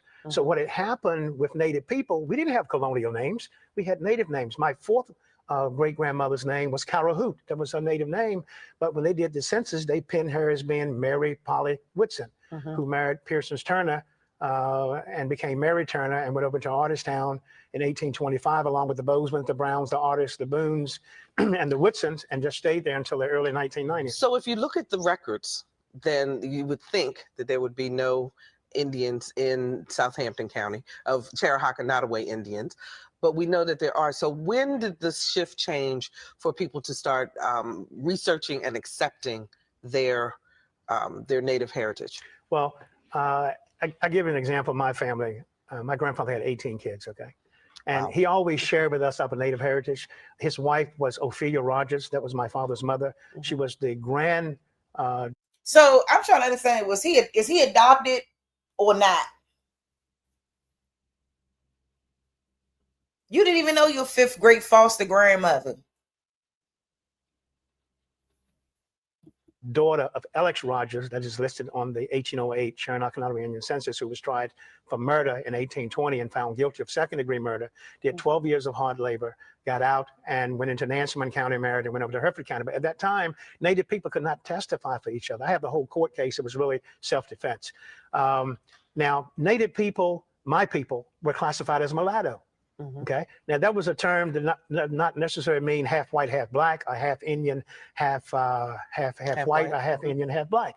It was a term that the colonials created back in the early 1700s, and in reality, in many cases, it means purebred Native American.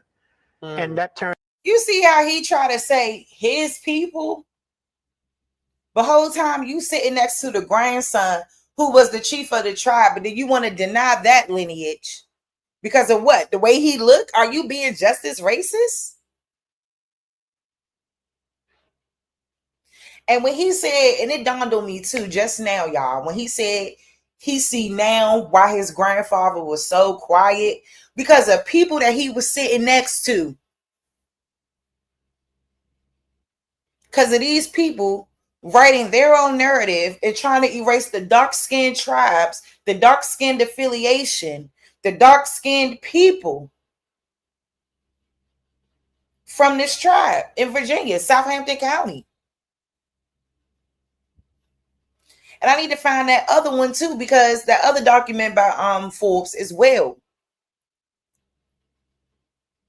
Because Forbes also talked about the Genghis-skin reservation. And because it was darker-skinned people on that reservation, they were presumed to not be Indian. These people were coming in and doing and saying whatever the fuck they wanted to say. They could just, with the flick of their pen, change history. And then when we get on these people and when we speak the truth and when we step up, then it's like, oh, y'all just trying to change history. Y'all just, no, we're not. History was already changed. History was already changed. And y'all need to get that through y'all head. It was changed. And it was documented change. Documented. But yeah, we got people trying to tell us. Trying to tell us.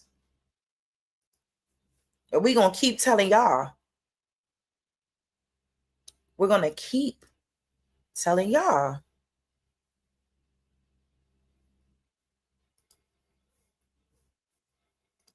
So let's go back to I'm gonna let that play a little bit more because I want him to talk about the Racial Integrity Act. I don't know if I went past it already or not. Mulatto, I mean, the first one was 1824, the first Racial Integrity Act, 1824, and then 1924 was the last one in Virginia that was brought about during the Plecurism. So when you're doing genealogical searches, unless you can talk to your ancestors, your parents, your grandmothers, great grandmothers, and I tell people when I do presentations, talk to your people and ask from whence came I, and so I can know how far I still have to go. Okay, because. Go ahead. Let me ask Dr. Bozier. Talk to me about the relationship then as the. The first one was 1824. The first Native people could not testify for each other. I have the whole woman, and they had one woman was a mulatto. If the woman was referred to that, it's that one of the grave remains has been carbon dated to be a colonial lady about 20 Hampton County, which dates back carbon dated. All the tribes in Virginia in the early 1900s were referred to as colored. Okay, then after the all the tribes in Virginia were referred to as colored. You think for 1 second they were calling you a colored or a mulatto? And what we just fucking show what happened when these people usurped into tribes. People, Europeans marrying into tribes, taking over lands. And then all their people walking around brainwashed, thinking that they got some type of indigeneity or ties to it. You really don't. But they walk around with these thoughts in their head, and it's just really pathetic. 1924 Racial Integrity Act, everything that was in that colored bowl became Negro. Whoop! Whoop! And you think for 1 second they mistake your people, you as a Negro? As a colored? Are you crazy? Are you crazy? He must be. He must be. Okay, and that's one of the reasons why in 1968 the Supreme Court overthrew that Racial Integrity Act and gave Native Americans the right, if they were born before July 1960, to come forward to the Bureau of Indian Affairs and correct those records that had been changed. But now so everybody that's listening, your ancestors, they got colored on their documentation. We know this to be true. They got Negro, mulatto on their documentation. It can be changed. Because it was put there. It was changed to that. And this whole mumbo jumbo around this out of Africa stuff is what brings in that ultimate confusion. Because I've read to you guys several documents, right? Documents about the DNA test. What is their basis for testing the so-called Black Americans' DNA in Africa? Their basis for testing the so-called Black Americans' DNA in Africa, their reasoning for that is based off that transatlantic slave trade narrative. But how can you test out DNA to people in Africa when only 300,000 people made it to the United States territory? And within a 200-year time span we're talking about now. This wasn't consistent. This was 200 years. How you about to sit up there and say that? That's why all of it's off. All of it's off. And they're mad now that we are on their tails about this. And we're no longer going to accept anything that we are being told. We're not going to accept that. We're not going to accept that. All right, I got one more for y'all. Shout out to this brother. You know, like I said this before about FBA. You know what I'm saying? I really want FBA to get it together. You know, because they claim their indigenous ancestry all the time, but some of them still believe that their roots are rooted in Africa. So FBA, y'all gotta get it together on what it's going to be, because I can't truly respect that until y'all respect wholeheartedly that you started in America and that we gonna finish in America, and that you don't have no connection to nobody off a slave boat. And that's why I was trying to get that girl to really explain her lineage and what she was trying to say. Because I'm like, you can't say that anybody in Tunisia or Tanzania, wherever, Tanzania, I think it was, your people have nothing to do with the transatlantic slave trade. They have nothing to do with that. This is strictly West African. The West African slave trade, Ghana, and all them places. Not Tanzania. That's why I said people say stuff, but they don't really know how to really connect it and bring it in wholeheartedly and full, you know, into a complete fold of what it is that they're trying to convey when we're talking about history and who's who and what's what. Something's y'all gotta stop. She was wild for that. Wild for that.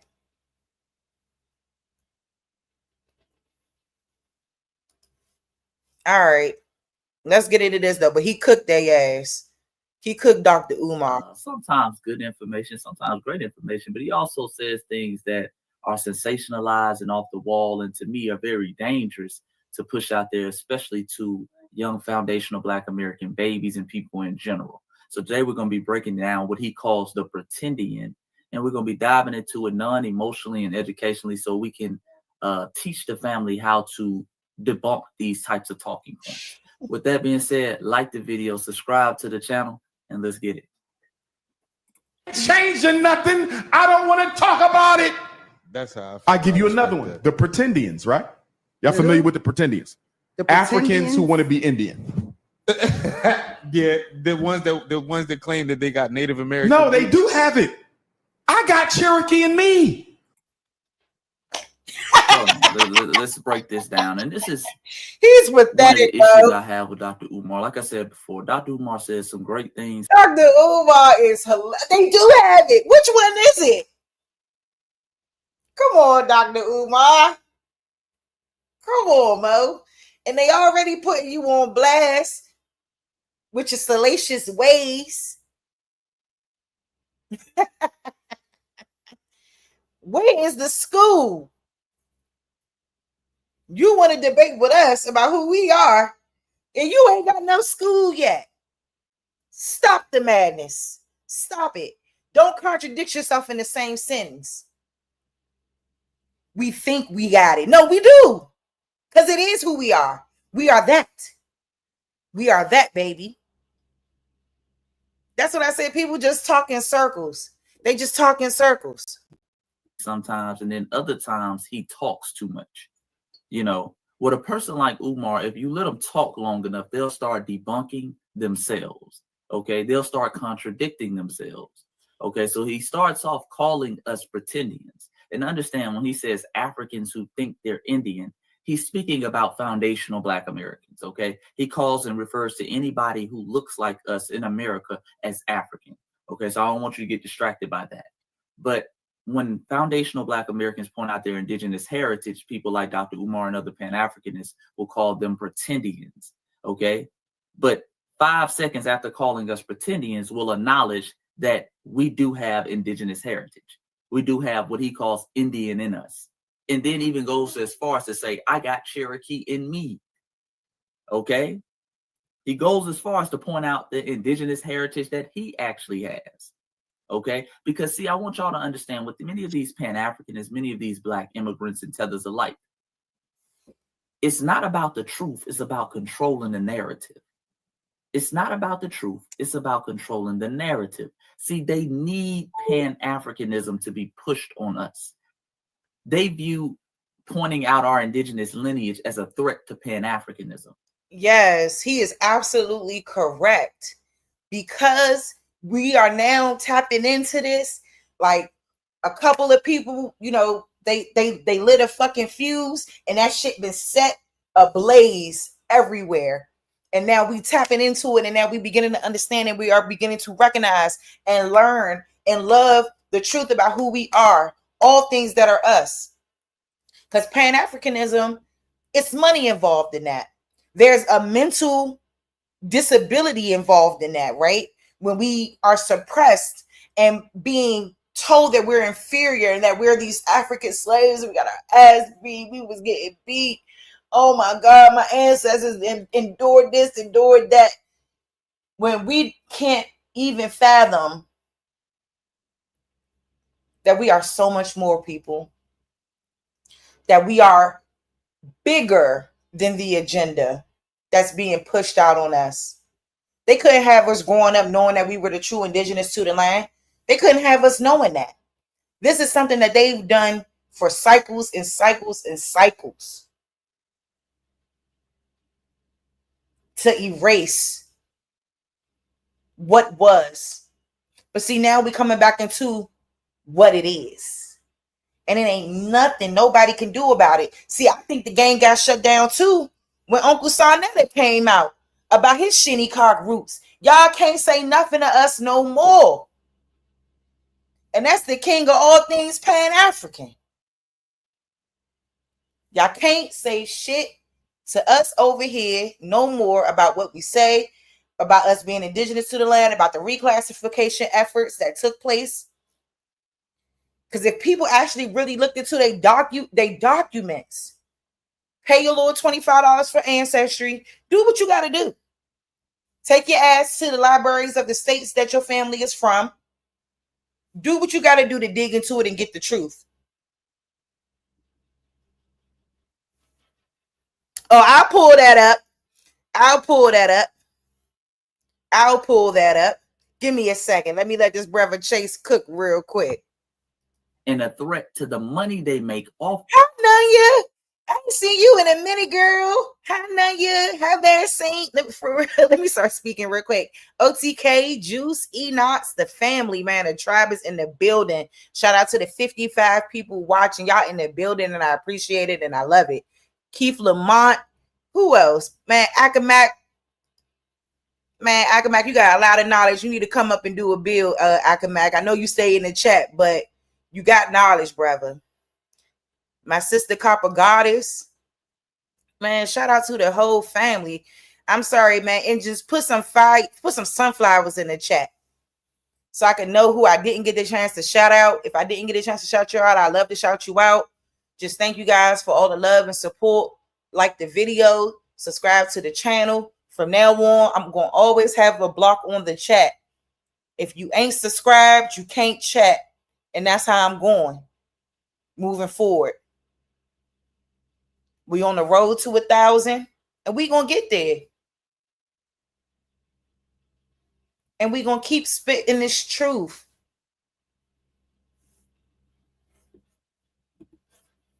Pan-Africanism. Let's be clear. And I'm not here to call Dr. Umar Johnson a grifter. I don't have any of his paperwork or financial documents to prove he's grifting, he's stealing this money, X, Y, and Z. But what I do know is that Dr. Umar Johnson has gained millions of dollars, whether for his own personal wealth or his FDMG Academy, off of pushing Pan-Africanism, pushing Africa, Africa, Africa. And they view indigenous, us supporting out our indigenous heritage, as a threat. All right. So, yeah, they'll understand that, yeah, we do have indigenous ancestry. They'll even acknowledge the indigenous ancestry in them. But in their eyes, that's messing with the bag. So we have to continue to push the lie. We have to continue to try to shame people into not talking about it and calling them things like pretendians. But let's continue. But here's the problem, Phelps. You got 4 grandparents. How the f did you know that? Me? I was lost. Nah, look, that's a real thing. No, that's real. No, I'm lost. But here's the thing. You got 4 grandparents. Mm-hmm. You got 8 great-grandparents. You got 16 great-great. 32 great-great-great. 64 great-great-great-great. 108 great-great-great-great-great. 128 great. He meant to say 128, but go ahead. Can I ask you a question? If you got 108, 5 or 6 times great grandparents, and one of them is a Cherokee, one of them is a Choctaw, one of them is a Seminole, one of them is a Chickasaw, how the hell you stop being black?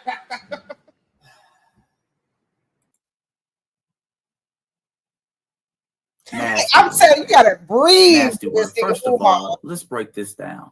Our 5 times great grandparents as foundational Black Americans were born here in America. They're FBA. Let's be clear. And many of us can trace back our lineage because roughly your 5-time great grandparents, they were probably born in like the 1830s, something like that, 1820s, 1830s. They're foundational Black Americans. Okay. They're more connected to America than they are the continent of Africa.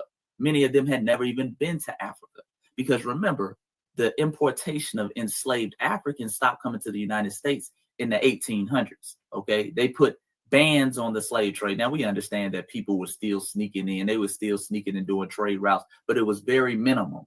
Okay. Very minimal in the United States of America. They were more closely attached to America, even back then, their 5-time great grandparents, than they were to Africa.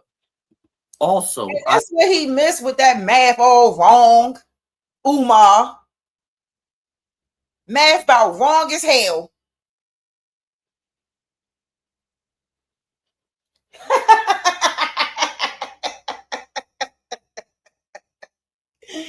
My God. Yeah. And it's not one of them. Because if that's who they were, doesn't that transcend? Doesn't that transcend down to everybody born after that point? I don't think people's thought process. You just said you had Cherokee in you, but then you turn around and contradict yourself and say, oh, well, your 5th great grandparent, if that's only one of them, then that doesn't make you an Indian. Are you slow?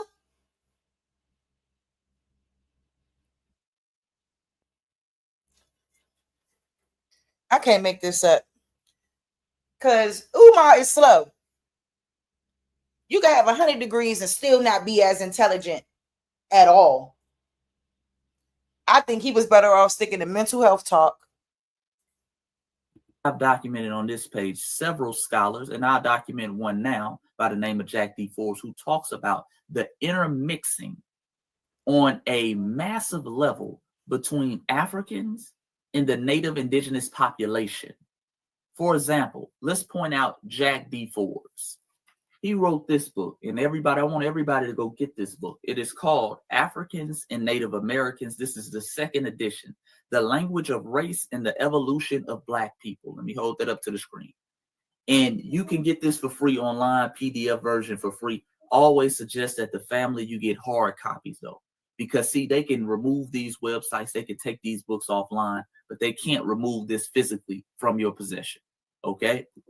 And on page 191 of this book, and I'm going to show it to you on the digital version so you can read it with me and you know I'm not capping. He's talking about the intermixture on a massive level of Africans and Native Americans. I also want you to understand that anybody they're calling African was simply describing their phenotype. Okay? There you go. Simply describing their phenotype. People who looked like us at one point in time, they called Africans. So I don't want you to get emotional. We're pointing this out for historical evidence to show you how much intermixing. Damn, I ain't mean to pull that out of the goddamn. Anyway, he covered it. He covered it. He said it. They was calling people African who had dark or brown skin, dark skin, or brown skin, whatever. Which we know our phenotype ain't nowhere near African. This is skin color. Damn, I'm mad that joint came out of the tab like that. I ain't mean to do that. Damn it. All right. Africans and Native Americans do. And the reason why I'm pointing this out is because he sits up here and he started talking about, you got 128 great grandparents and only one was Cherokee. That's cap. That's cap. Damn it, every foundational Black American family, if you're a foundational Black American, you know tons of people in your family who point out the indigenous heritage within your family. And the only reason many of us don't have any connection to that anymore is because we were robbed and stripped of it. Many times by the red natives who were on the reservation, who were kicking us out, calling us freemen. All right, but let's go to some of these receipts. Okay. So as you can see, family, this is the book that I just showed you, second edition, African and Native Americans, the Language of Race and the Evolution of Red and Black People. Okay, so if you go to page 247 on the digital copy, all right, but that would be page 191 if you had the actual physical copy. Okay, I want to read this section to you. And again, he's saying this throughout the book, but I'm just going to read this small section. Okay, the latter statement might offend many Indians today who still survive, of course, in a great number as Native Americans. But nonetheless, the significance of Johnson's thesis as regards to this. So he's talking about James Hugo Johnston's 1937 dissertation, the one that I was reading to y'all on that other page, because it's all coming from this same book. Those reclassifications and all that Forbes describes all comes from the same book. Of Native American African in a mixture remains before us. Okay, nor was Johnston alone. Frank H. Russell, in his The Free Negro in Virginia, wrote in 1913 that one of the ways in which the free color population grew was by the mixture of Indians and Negroes. He said also that there is no doubt that a considerable element in the free color population of the 19th century was of Indian extraction. Okay, one can also cite other authorities whose work calls them to consider the intermixture of Africans in American racial stocks. Helen T. Catterall, in her work on slavery in Virginia, noted that we have shown that the first slaves were Indians, not Negroes, and that the enslavement of Americans continued for many, many years. In 1903, a historian of New Jersey noted that the unions between Indians and Negroes were so commonly frequent, indeed, as to have left permanent impress upon many families of Negroes of present day. E.B. Rutter recognized 1927 that African and American, when he says American, speaking Native American, mixture had taken place within slavery, and said that Indian slaves were gradually absorbed into the Black population. Come on. They love to do this. Y'all trying to make it seem like we ain't who we know we are. Y'all trying to make, and that's why they speak in these terms. They speak in this way. Right? All right, I'm gonna play it. I emailed it to myself. So, as Jack D. Forbes states in his book, using several different scholars of his time, that the intermixture of the Black in the Native American population was huge, family. That's just the intermixture on plantations. All right. I've already documented on this page the Black indigenous people who were already here, who Columbus talked about, who people like Antonio Perfetti talked about, people like Giovanni Veracino talked about. So, you know, I'm not going to go into that today. Just watch my previous videos, especially my last one when I was speaking again to another Pan-Africanist, where we talked about the indigenous populations in the Americas. Okay, but also we have people like Jack D. Forbes on film saying this, family. I'm going to show you a rare footage of Jack D. Forbes actually talking about this. This is the author of this book. And this is Jack D. Forbes. This is somebody Dr. Umar Johnson would consider a real Native American.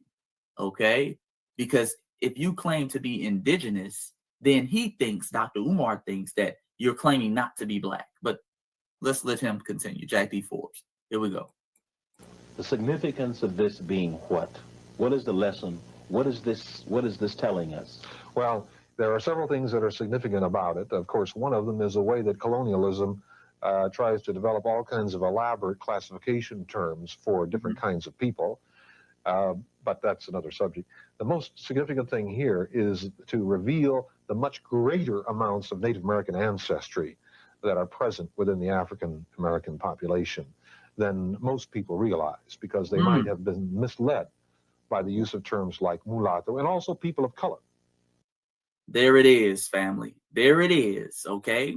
This is a Native American, a so-called, these are the only Native Americans y'all acknowledge, a red Native, who is saying, hey, man, a significant portion of the Black population, he calls African American population, but we know to translate today, that's the FBA population, has a great amount of Indian ancestry, okay? But oftentimes they were reclassified on documentation as mulatto, okay? Or and I want to keep reiterating this because, and I feel like he did, because he did say that, you know, Columbus spoke about the Black indigeneity that was already here, that had been here. They spoke on this.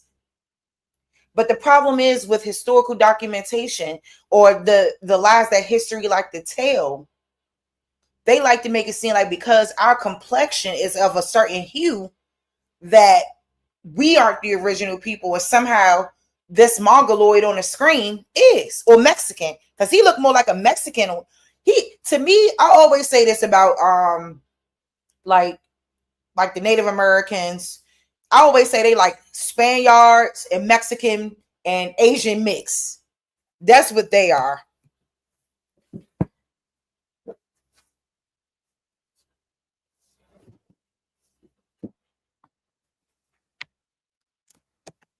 All right, this don't got that much longer to go because I was gonna pick up baby girl early from school today, but we rocking. People of color. Also, I find it very interesting that Dr. Umar Johnson is a psychologist, and I want to dive a little bit on the statements he made at the end as far as you have one indigenous great-grandparent, and now you talking about you ain't Black. No one says we ain't Black. Let's be clear. That's well, I don't know about that, Chase. I don't know about that, Chase. You know, we like, but see, I understand why people like to clear it up in that context. Like they like to say that we don't want to be connected to whatever we would consider quote Black culture to be. That's not it. Black is a status. It's a color determination. It's a racial determination. It's a color. So in that context, will we be wrong to say that that doesn't encompass our true identity of who we are? Why are we wrong for that? All right, give me 1 second. Man, peace to the chat. Peace to the motherfucking chat. Hey, Smoke Signal. Epic Studies. Peace to you, family. All right, y'all said the timestamp for the Big Gip interview is at 7:30. Give me a second. I'm gonna just go to 7:30 and pray they don't block my screen. And then, all right, let me go. Yeah, shout out to Big Gip. His verse on Grills was like that. That's my song. Ride the jewelry store, tell him make me a grill. American culture, Indian culture. Been wearing grills, all that. Been iced out. Been letting y'all know. Yeah, but now the system set. They got enough in it. They got enough goldfish. They got enough folk in it. Well, now they just control it. And I look at it right now that we have to start saying this. Everything we learned in school was damn near a lie. So you need to start going back and remembering them conversations with your older elders and what they said. Because you remember just even about a couple of months ago. Ain't nobody Cherokee. Y'all y'all crazy. Exactly. We didn't get the same education y'all got in the North and the West. Our grandparents were like, you can read that book, but let me tell you what's really happened down here. But I get pissed off at anybody arguing with you, Gip, because you look like a full-blooded Indian. So nobody want to hear your shit. I be like, man, come on now, I be like, man, if I was to show y'all, the other side of my family in Alabama, I'm talking about they skin color. Yes, look at those locks. And look at his hair, how soft and beautiful it is. Hi, Gib. We got the same hair texture, boo. Look at Gib. He look good too. Like my fingernails. Damn. They Cherokee. Yeah. So we had a light-skinned, very, very light-skinned Cherokee in Alabama, and we also had the ones that looked like me. Yeah. Now, my mama, her granddaddy, he was a dark-skinned Cherokee, jet black with 2 pig ponytails. Crazy. And this was like the 40s, the 30s. Like, bro, like, you don't understand that they taught us that we from somewhere else, so we would never feel like this land was ours. And now that we know that most of the shit was lies, and we watching them go over to somebody else's land and tell them that ain't their land, that's their land. But they pulled the same shit over here. We getting it. We watching it right now with Palestine. So what did you think they did over here? They did the exact same thing. America didn't have 2 world wars, it was 3. The first one started in the 1900s here in America. We were attacked by every country from Europe. And each country took a side of America. Yeah. That's the truth, but they never taught you that in school. They only taught you that Columbus showed up and found some folk that look a little weird. Yeah. That's the only thing you learned in school about that, when that was just a lie. That was just that was a constructed lie to always make you feel like you was a foreigner in the land you come from. Yeah. Woo! Woo! Let's go! Yeah, big Gip. All right, it's done now. It's done now. So I'm about to remove it from the it's done now. Yeah, big Gip.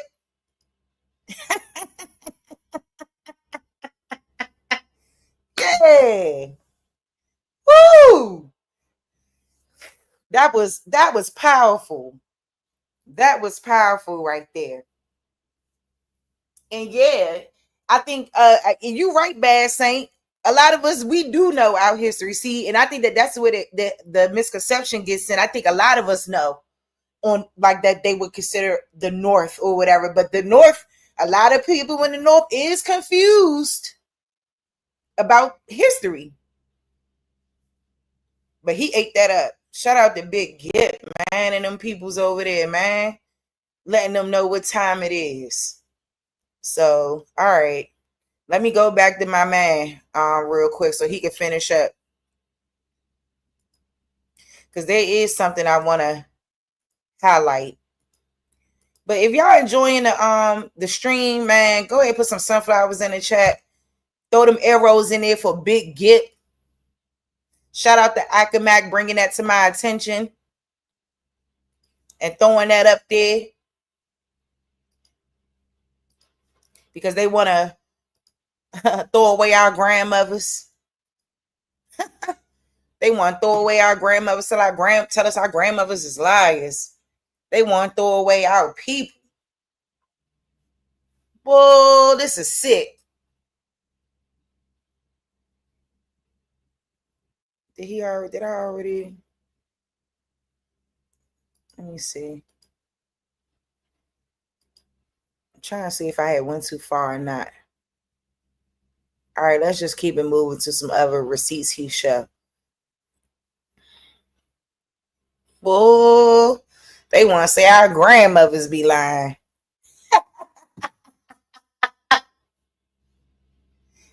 It's sick. Yeah, shout out to everybody throwing them sunflowers and them arrows in the chat. Because we here, baby. We here. We standing on business, and we're not letting anybody tell us anything different. No more for that. Oh yeah, some of y'all said y'all wanted to see my girl saying she had the nerve to get her cousin up there, her fake cousin from Tanzania. She said as a real cousin. I don't believe her. I don't believe her, but that's what she said, though. He says, how does this benefit you? Well, hell, let me play a clip of a Pan-Africanist, Dr. George Simons, and I played this clip recently, but I think he answered this question perfectly. Let's get into the clip. And to turn around and to tell these youngsters and other people in America in particular that the black men were the first to build any type of civilization in the Americas will be disturbing to Americans. Mm-hmm. And so... Let me ask you this. Yes. Even if you're right, let's say you're right, what difference does it make?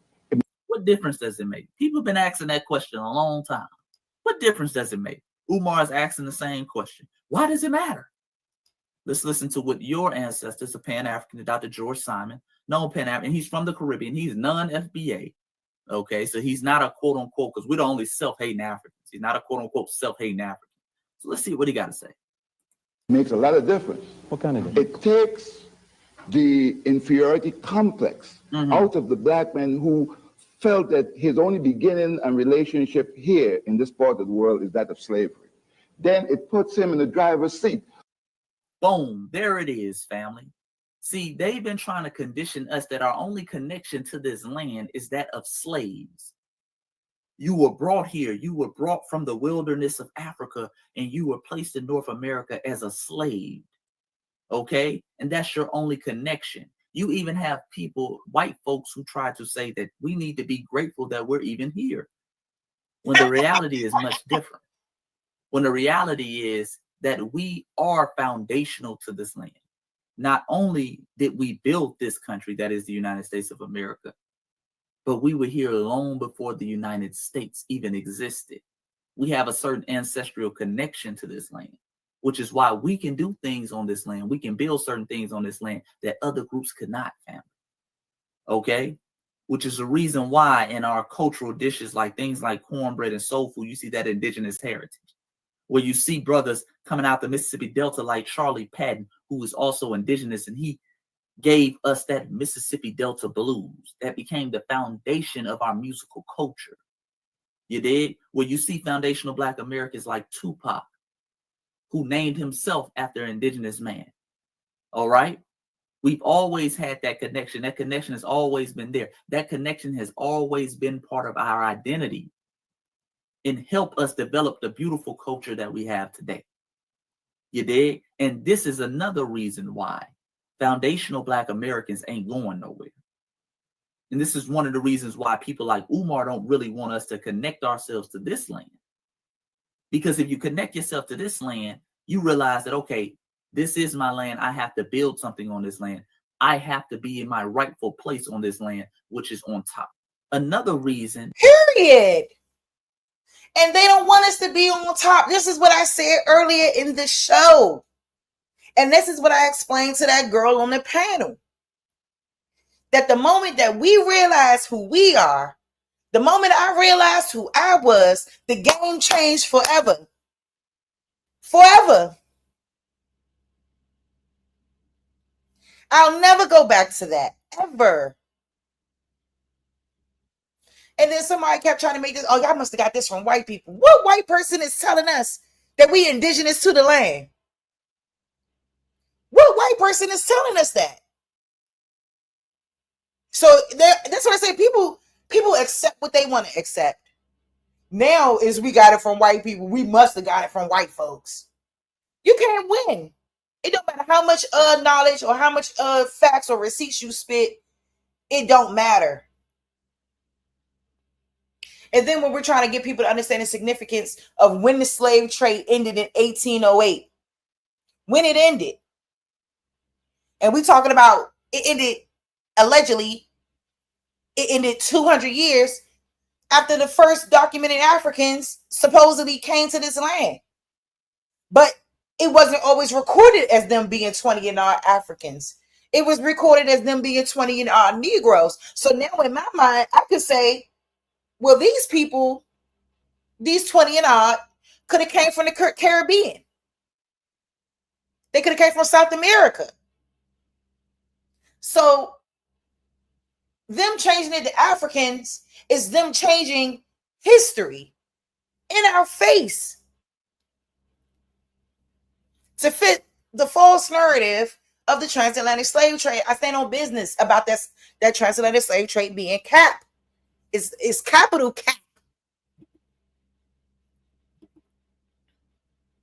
And we're not going for it.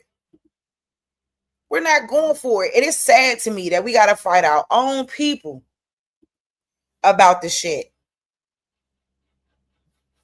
It's sick. Yeah. Hold up. Europe is right above. All See, of you- them.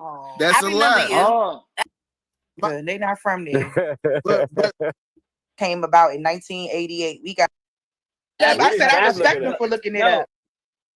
Want to go by Washingtons and shit. Us being true to the lane, you are. Gunplay for real. The gunplay started at their generation. Now you wilding. But that's real. We was all fighting. We on We stream. This never shit still seen- live though, bro. Yeah, like what was you on, bro? That's crazy. You seeing somebody and all that, but that's crazy. I was about to talk about money and all some other shit. That's crazy. That's alleged. He just talking some wild shit. You know. Allegedly, things.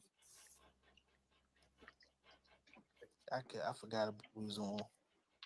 Yeah, man, you gotta look at that screen. If you see that red shit up in the top left, man, All right, so we're all you gotta be millennials. you gotta be the Williams. All millennials. Not you. Your old asses. I was born in '96. Yeah, Damn. we're all millennials. I was We living outside this- in that snow fluent playing football, girl. Yep. I caught pneumonia 3 times. Damn. Wow. Where'd you go? Oh, y'all owed it. That shit kicked. Hospital. I had to go to see about his level. But yeah. I'm trying. Right at Howard Hospital, y'all. They was pushing me out the cat. Yeah, shout out to Howard Hospital. Thank you. The Damn. historical hospital. It's crazy. Y'all remember that snowstorm though. Y'all owed it. That shit kicked 5 off the panel. Y'all owe down. Don't play with us. He said, girl, Because the little baby finally came in the world during the storm. Girl, bye. But I got pictures from being out in that shit. Let me tell you, everybody When I y'all was look little. great, okay? All of y'all look great. No shades. Nah, we glad 96 happened for sure. Ooh, dang. But nah, Yeah. with that being It's a said, blessing to like get I up there, just though. feel like because they 96 canceled the suck. NBA YoungBoy preventative games, Alright. so I said take them My bad, y'all. men. They heard and shit. Gonna be whatever it's gonna be. But You we might want to kicking stop this it at shit for 258. whatever the fuck Hey, they look, heard and shit. Gonna be whatever it's gonna be. But you we might want to kicking stop this it at shit for 258 yeah, I'm sorry Okay. something like that. to be But safe. just so y'all know, we really kicking this shit for Sharice people for real. Sharice always keep this shit loaded. Sharice, you already know the door always open for your folks if they want to come up here and talk. You know, Oh, about yeah. whatever you want to talk about. You know what I'm saying? I would love to Yeah, I see know what they asked what to talk about. and I would love to see the Cypher panel, see, you know, what the Cypher panel got to talk about. You know what I'm saying? With their perspective towards what your people would love to talk about. Oh yeah, for sure. Cause you know what they on. So like usually if we ain't talk about that, they'll stay for a little bit, but then they out. They gonna try to find somewhere where they talk about that shit. What they Which I understand. What they trying to talk about, Yeah. Sharice? Us being true to the lane, you already know is Ira. Oh, That's all they want to talk about. They want to talk about fake slave boats and everything. That's what they want to talk about. No Oh, yeah, cap. yeah. That's just I heard- that's what we I like to heard talk somebody about make a- over there. Look, I heard somebody make a good point on that. I can't remember exactly who said it, but they was like, yeah, like think about it. From to take a boat from that side of the ocean to this side of the ocean, like where was the food stored for the Facts. slaves? Where was the food stored for the people was that it? was operating the ships? Like, you know what I'm saying? These boats wasn't that damn big, you know, like insane. How did they It survive that voyage? Right. Period. Look at them. Look at them. Man. I'm proud of Trey and Bravo, man. I'm proud of Trey and Bravo. For real. Because I said that on a previous show. Where was they storing this food? Who is coming from Africa all the way to America in one piece?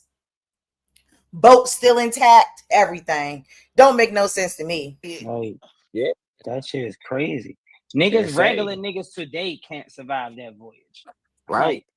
They don't give a fuck who you are. And, oh, So you mean to tell me social media thousands desensitized of us, nigga. You should be smarter, nigga. Your ass, we can't go right now and go survive that shit.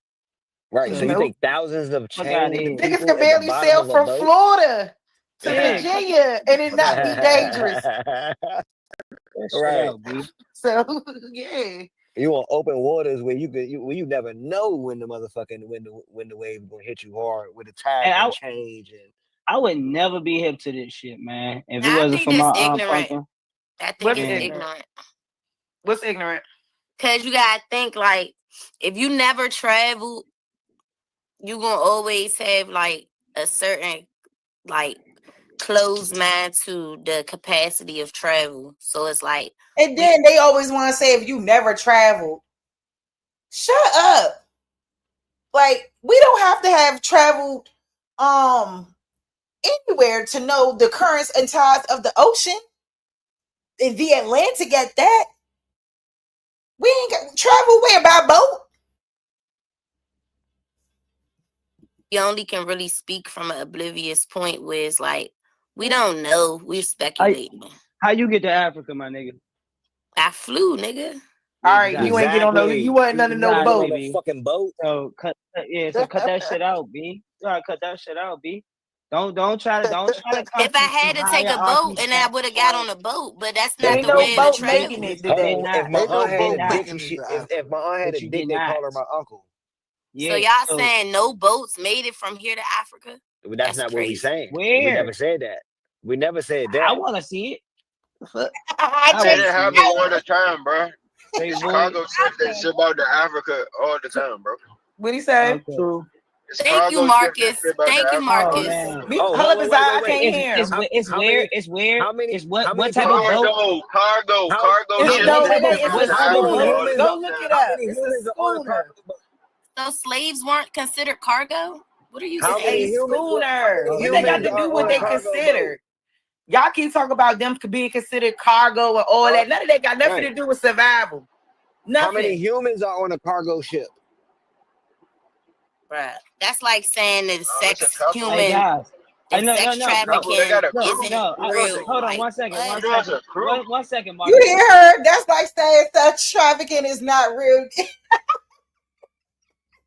Y'all see what we gotta deal with when it comes to our old people? But we gonna keep dealing with her until she understand.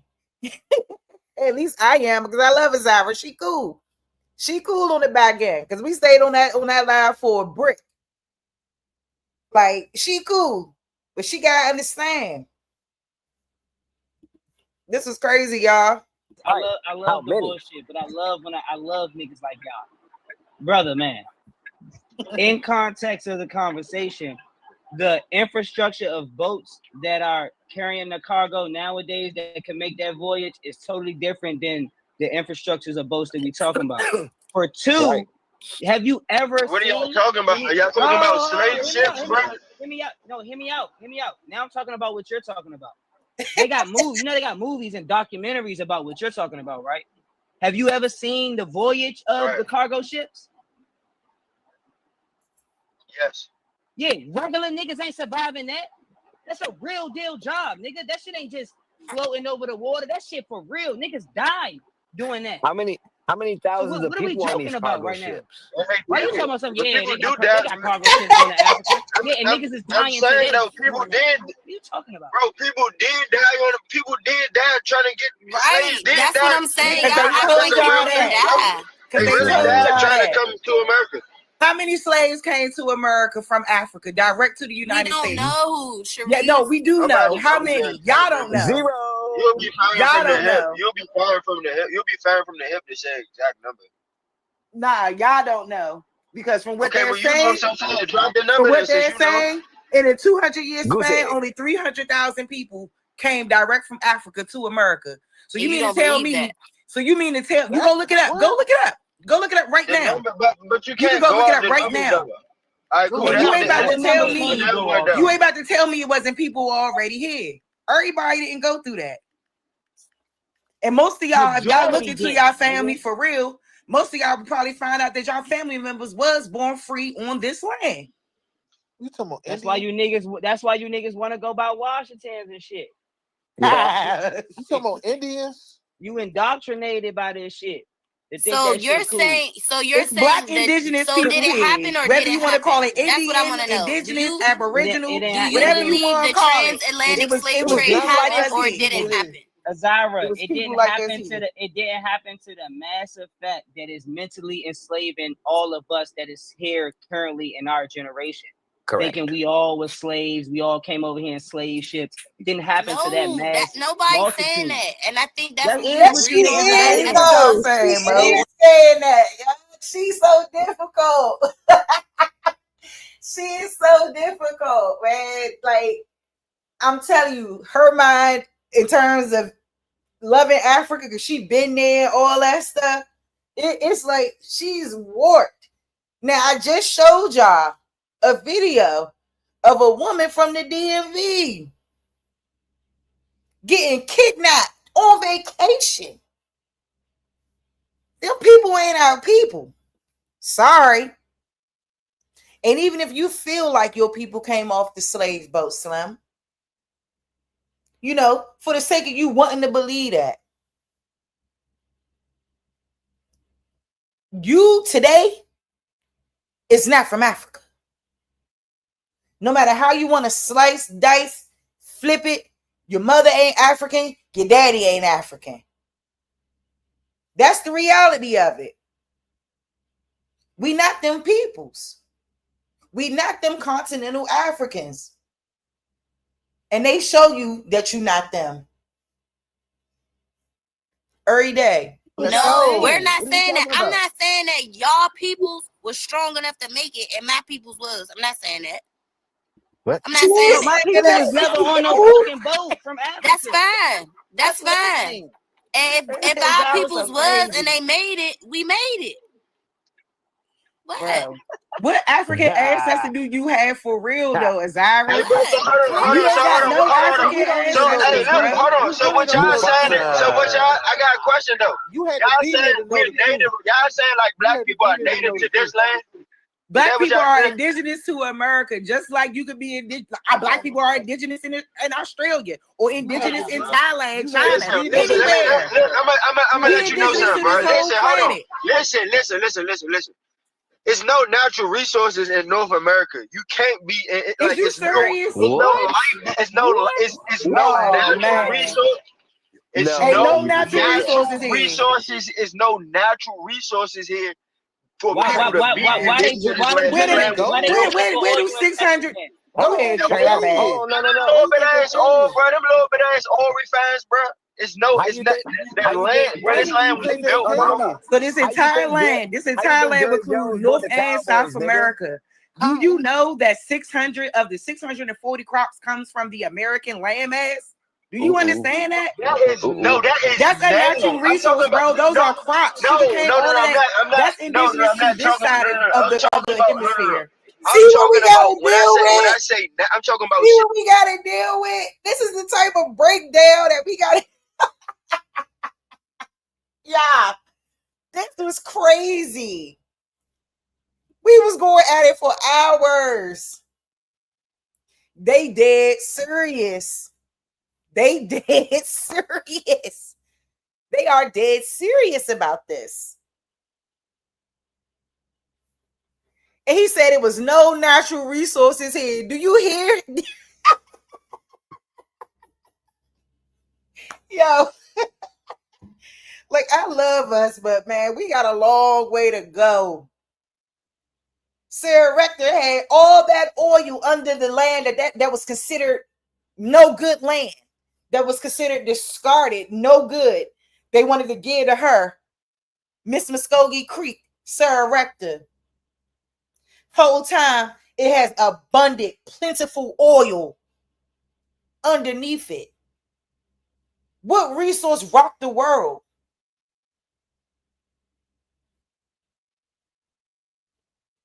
I was just so confused. Young. Yeah, this joint got worse too. It got worse. It got worse. I'm telling you, I'm gonna show it a little bit more because I don't got a lot of time left, man.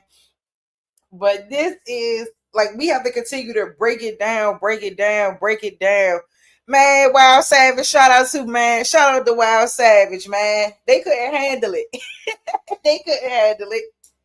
Because so many people missed this when it was live and going on. So yeah. Like gold. I'm talking about oil. I'm talking about uranium. I'm talking about who gives a fuck about uranium and cobalt? Niggas gotta eat. Yeah. People gotta eat. Go eat metal. American people. Food is a way more valuable resource than anything. Why did it's really Europeans tripping? Y'all tripping. It's really not. Boy, all right. Somebody tell me why. Y'all stay on some stuff every time we talk about this, but I get it. Food is not an important natural resource. Nah, it is, but it's not the most valuable. It ain't more valuable. Then what? I'm It's not more having valuable right than what? now. It's not more valuable than what? Right now. It If we depends was on to the have state of the a world. terrible disaster or some shit, Then where? what you think Then, people gonna be give looking us for?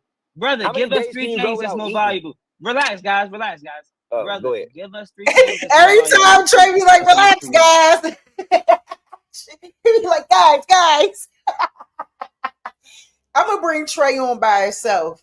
I'm gonna have to holler at him and bring him on so y'all can get to know him, like get to know like all his community advocacy, all the work he does in the community. Like I think Trey is really one of those exceptional indigenous people and on our landmass that stands for our people. I think he's just really an exceptional young man, and I love him down. And I'm going to holler at him, man, and y'all could probably tune in for that, and we'll just chop it up. I'm sure he wouldn't mind doing that shit too, because like we could really get into a lot of this and see what his mind frame at in terms of like the state of who we are, the state of the people, just everything. Like he be in the trenches for real, y'all. He hosts battles, rap ciphers, and he do peace walks, just all kinds of amazing things that we need more of our indigenous men being involved in as far as our community ties is concerned. We need more of our men lifting our community up versus tearing it down via their gun violence, gang violence, and everything else. We need to bring it back into a fold where we're transcending the narratives that are placed upon us, and we're rising above that. And Trey is one of those people that do that. And I just got a lot of respect and love for him. Like he's a dope person for real. Let's look it up. Now he can look it up. Respect. At least he gonna go look it up. He ain't gonna act like he knows. I respect that. Because if he don't agree with what he look up, then He already said it though. When he said gold, you look cute. When he said oil, when he said uranium, those are key energy resources. Gold, uranium, and what else? Yes, Z oil. And oil. I'm about to oil are more it's a lot of oil here. I go in like that. It was more important than food. Muted her. A lot of oil here on this very land. So you don't have to look it up, Marcus. You already made your point. Listen, bruh. That's not important in food, Mo. I don't give a fuck what nobody says. People gotta eat. How many days can you? And all we need is food, or are we talking about regular world and we talking about what's gonna benefit us more? How many days can you go without eating? I don't understand how people can ask questions about what's more beneficial. And I like Jazz too, because she a smart girl. But what in the world is you asking us? You gotta fill that belly if you want to do anything. You gotta fill that belly. I don't understand why that's even a conversation at all. I don't. But this is what we be going through. But shout out to them though, because like more people ended up coming in the chat. How many? How many? You can go a lot of days without eating, but it doesn't matter. You're gonna die. Who gives a fuck about It's 333. Because it matters. Y'all gotta really think. Y'all just be It's getting the 333 emotional rule. about this. It is no reason to get emotional, Right, y'all. so yeah, look, it's all I said it at first. It's all natural gases. It's oil, natural gases, and gold. And somebody had mentioned the California gold rush. All the gold that was in, somebody mentioned it in the chat. All the gold that was in California, all the gold that's on this land. And I should have cooked him on that, but I didn't. But that's still not more Is valuable that than Google's food, though. opinion or that your opinion? I mean, it was my opinion. He said it first, and then y'all told him to look it up. I mean, he looked it up. So Now, we No, didn't tell him to look it up. I said I respect him for looking it No, up. he ain't really no. have to. After you look it up, do you still agree with oil? With what you Right. said? Oil, natural gases, and gold. And natural gas is what? Man, I would just say, I mean, shit, natural gases is CH4. And you carbon agree with dioxide. you agree with oil and gold is more important than food to a I nation. mean, When we talk about survival, What you using the oil for if you ain't got no food? if you got oil and the gases, you're going to have the food. That's like what? If you got oil and gas, you got food. Yeah, because you're gonna have the resources to be able to get it. So what? Y'all, this so you is using the oil hilarious. to get the gold to eat the gold? No, you're using the oil to Y'all sell was it to other laughing. nations to import food. You know what the most expensive bank in the world is, bro? The most The expensive bank. food bank, nigga. Most valuable, most expensive bank in the world. Oh my bad. I wasn't supposed to answer it. Yeah, it's the What bank is that? It's I can't give you the name of it, but it's the Where it's located? You know where it's located? Antarctica. Yeah, and what it contains? Plants, seeds. Seeds. Ooh. It Wow. don't contain no motherfucking oil. You do it. It ain't in America. It contains seeds. So Lord forbid the world becomes whatever it may become, where humans will We be got to pushing eat that shit to gold. be. We could recreate salvation. Facts. Oh, did I use the right word? Yeah, I mean, Rehabilitate. Yeah, Civilization. blah, blah, blah. Civilization. No. So what all you got to do with that? What more heat do we need than the sun? Ooh, that was tough. Trey, can you put some of them comments on the screen, please? Trey was cooking they ass. Trey was cooking they ass on that, bro. God damn. And this was before Wild Savage came up, before I think Aton came up. Shit. Before who else came up? Shout out to Two Trap. He came up. Man, yeah. Yeah. We ain't about to play with y'all. Nah, no more. No more play. No more play. No more play. Dang, I didn't even know the school had flag football tryouts. I would have made Ryan do that. She gets some athleticism in her body other than ballet. But see, I be worried about her getting muscular and stuff like that. You know, in ballet, they want you to be lean. But that's a whole nother topic, y'all. My bad. Oh shit, I don't see none. Oh damn. Oh, you don't see him on your side? My bad. That's what I Like need. what they Yeah, writing comments at the about top. where the oil is, where they talking about gold being in America. Shit. Black people that. Okay, you got it, brother.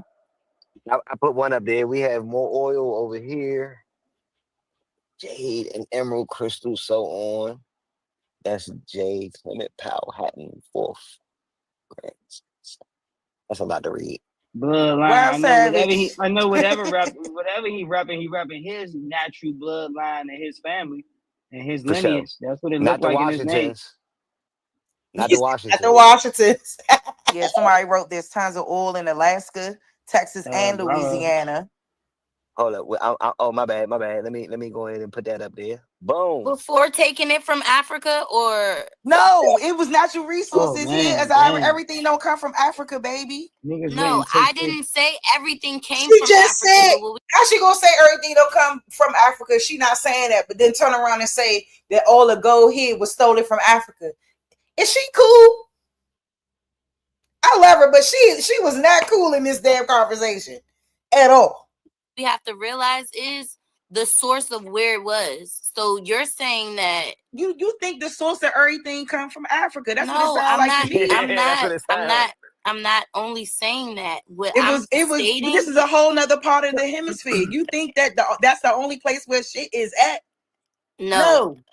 Never fails. When talking about this, it gets active. This is why it's the best debate. It really is. It really Hey, is. there were black people in the Americas prior no to one the said they transatlantic weren't here slave trade. before. That's nobody saying that. That's Nah, but she keep fighting us on African heritage. That's the problem. Stop fighting us. Everybody is not from Africa. Period. Yeah, man. Let me hit up Trey ass right now. I'm gonna get him to come on the show, see if he got some time, because I'm gonna have to get off here because I got some homework to do tonight. I mean, there's only a couple things though, a couple discussion things I gotta do. But then if y'all want, I'll come back. I'm gonna show a little bit more of this, but if y'all want, y'all come on through, I'll come back and we can show way more of this, because this went on for a long time, and then maybe we could show some receipts and things like that to what things, to some of the things that people were saying. I just think that the only way we're going to get through it to our people is to continue to have conversations around this, because if we don't, we're going to continue to be in a land of limbo, not understanding the truth, not caring about our truth, and then being okay with sticking to what we've been told throughout K through 12, academia, college, whatever. And I always like to enlighten people too about college education, because I think people really got it misconstrued. Those first 2 years when you go to college, you're taking what they would call general studies. Most history classes would think that is confined within that general studies type of realm. There is not Black history, so-called Black history. There's no African American history. There's none of that in the general studies curriculum, even within an HBCU context. Now, somebody could comment and say I'm wrong. I wish you would, because I'm not wrong. When I went to Delaware State University, there was one class called African American Literature. When I say everybody was in that class, everybody was in that class. And I think what was so significant about that is I was taught by Charles Drew's, I think he was his third or second grandson. His name was Professor Drew, but he was related to Charles Drew. That was the only class offered there. They didn't have a ton of classes about our history. They had that one literature class, and he always would complain about having to put everything into one because that's the only class. So we know Charles Drew, he was a surgeon and a medic.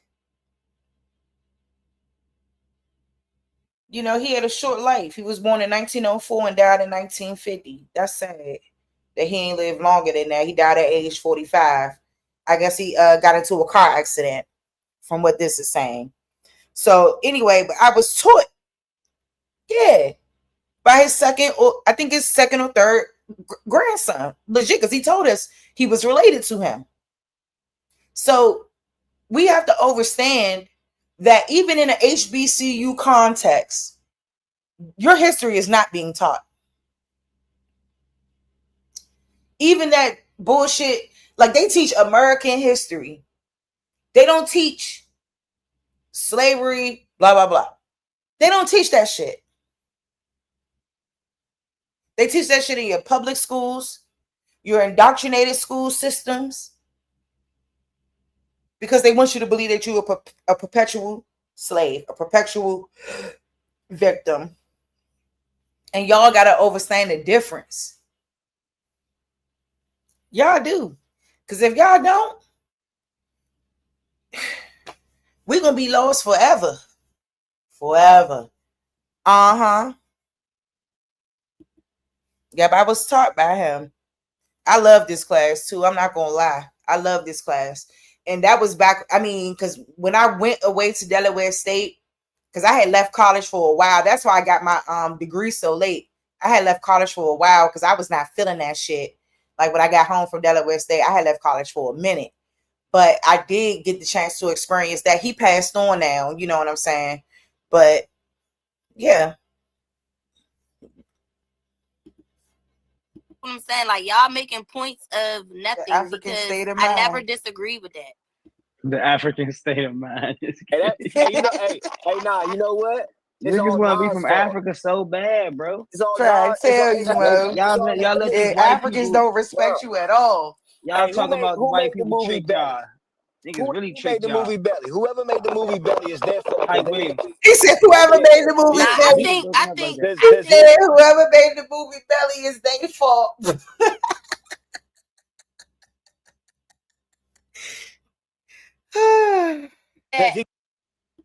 African Americans, talking like, about that back to Africa shit. so what do you identify as? African American, right? No. No. No. What do you identify I'm not as an then? African American. No. So what? What you say? I don't see what Z So said. irritating, Mo. My mother.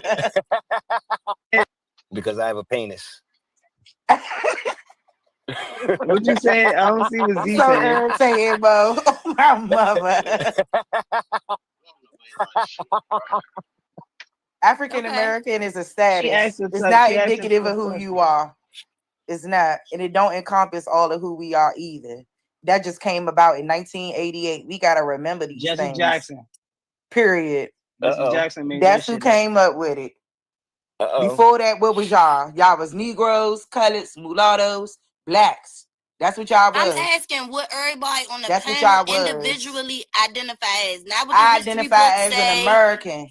That's what I Okay, proud identify American. as. Sharice is supposed to be. I'm a nigga. What else can? Okay. Yeah.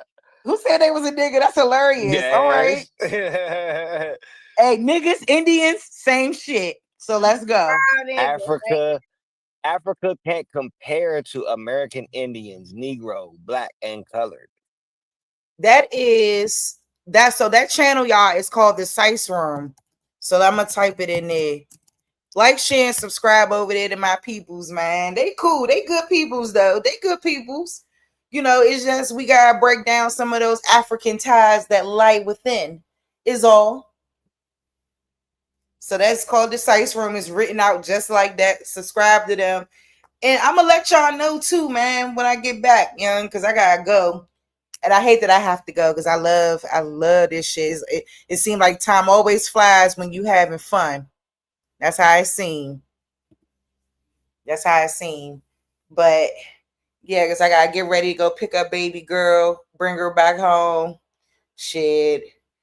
The rain and stuff, it was a little bit cloudy out here this morning, but it's actually starting to clear up. But I'm gonna show some more of that. I'm gonna come back and show some more of it because I think, you know, we need to really get the, I mean, it's on my page too, y'all, because I streamed it to my side as well. So when we came in on that conversation, I was streaming it to my side. But, you know, y'all just look out for some stuff in the future. Like, I'm gonna still holler at Trey. I'm gonna try to get back up with Tavis Sanders and Renee Sanders and, you know, a couple other people. I've been in talks with Karimio as well. I'm gonna throw that out there for y'all. So, you know, just know it's a lot of stuff coming. And y'all gotta make sure y'all just stay tuned, you know, and it's gonna be getting lit over here. It's just that, like, my time just has been so conflated and so it's so constrained because y'all know I'm in my master's program and I'm trying to get things done on that and getting my master's degree and everything. So y'all just know that it's a lot going on. But I do want to show one more thing before we get out of here, because it's about to be 3:00. I'm like, damn, time fly by fast. Because initially I was going to wait until my daughter got home and just can't and fuck with y'all. But I said, you know, I'm going to do something during the day while she not here. And I could kind of get into my groove. And I ain't got to keep, you know, checking on her ass and all that. So real quick. And I think Akamak, I don't know if you're still in the chat, Akamak, but I think I only had got one video. I think I had only got one video of Big Gip and them, you know. I just kind of wanted to be kicked. These people like to flag your stuff, you know. And then they were like, copyright. So, Nanya, I love you too, sis. I love you too, girl. And I am going to have a great day. I am. And we just gonna stay up on these people's head and stay up on the business, because that's what this is about. Like, I don't give a damn, you know what I'm saying? Issues with other people around. Like I said, I ain't got no problem with none of y'all. You know, some of you all I'll never fuck with again. But I ain't got no problem with you. It is what it is. At the end of the day, if we all in solidarity in terms of teaching our people what it is and talking to our people about what it is, then that's all that matters at the end of the day. Nothing else. And we need to be a collective unit on that. And that's it.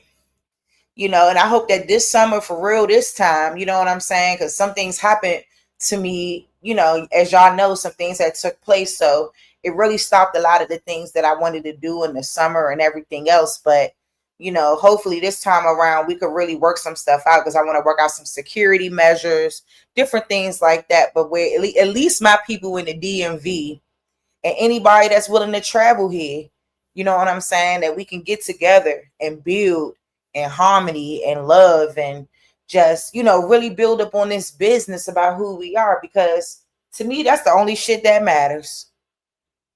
That's the only shit that, let me see. That is called the Decipheron. Let me see. I'll put the link in there before I play this last video and get out of here. But shout out to the Sites Room, Trey 5, everybody on the Sites Room that come through. They hit that panel and they give their thoughts and their opinions, because we need to be open and in dialogue and in conversation.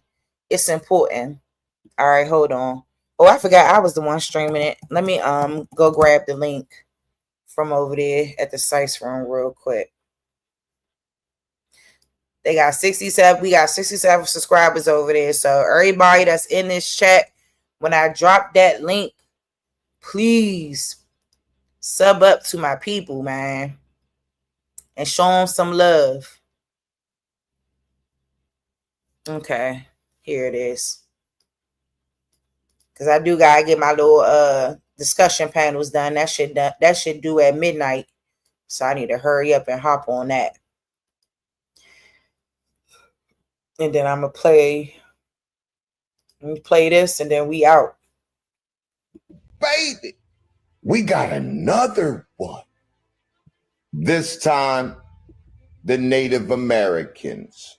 You know, we're getting real tired of you Native American people culturally appropriating the American Indian story when we have put out years of information about you people and what you did to the American Indian to reclassify us and then take our identity. Because as you can see here, this is the Native Americans. The Know Nothing political movement was a political movement in the 1850s, officially known as the Native Americans, right here. Afterwards, you changed identities to the American Party, as you can see here. Then you changed identities again. Here's your first leader right here, Louis Charles Levin. You changed identities again to these people. Now you're these people. This right here is a picture of the notable Native Americans, and you are the people who did that to Abraham Lincoln too. Don't think that I don't have every one of your documents, lady. These are the facts about who you people are. You also split yourself into another group, as you can see right here. The Native American people are also these people right here. You're also the people who perpetuated the whole Tea Party fiascos. As you can see here, the Know Nothings were called that because their members would play dumb if asked about their organizations. They considered themselves Native Americans. Let me get out the way so you can screenshot that. And as you can see here, by the 1850s, gentlemen and thugs alike began joining the Know Nothing in droves. These natives, your people, took the names of the Native American tribes, the indigenous tribes, the Indian tribes, called their lodges Choctaws. Y'all's is liars. Then you took over the government, as you can see here, the senators, the mayors. You see right here, all down the line, mayor of Baltimore, mayor of Maryland. You can even see that y'all became the 18th vice president. So basically, you took over the government, reclassified the American Indian to Negro, black, and colored, and then classified yourself as Native Americans to steal the reparations that you were supposed to give to the indigenous American people. You people are diabolical. Your scams are coming to a close. Peace to the real indigenous Atlantean people. Hey, shout out to that brother. Shout out to that brother. We done with the shenanigans. We done with the foolishness. And y'all gonna learn as we continue to come out with this information, young. And we just gonna let it be known. Period. So shout out to all the great ones in the chat. Everybody who came through. I hope y'all liked the video. Subscribe. You know what I'm saying? Share it out to your peoples. Let them know what it is. Ask your people about who you are. Ask your people about your lineage, your heritage. And don't be scared to ask these elders questions. Period. Get on Ancestry. Go to your local vital statistics, record keeping places. Anywhere that you can go, cemeteries, wherever. Start to collect your information, your origination information, because it's there. Learn how to read it. You know what I'm saying? Get you a magnifying glass, decipher documentation. Do what you got to do. Okay? Because we the truth. And they can't do anything about this awakening, man, because it's here. So y'all stay safe. Y'all stay dangerous. You know what I'm saying? And y'all just take it easy out here, man. Don't let nobody ever tell you who you are. Ever. We got to continue to pour out some liquor for African American. That's dead. It's done. And we poured out all that liquor today. Liquor full of information, confirmation, whatever you need. And we're going to keep doing it. So I love y'all. I hope y'all got something from this today.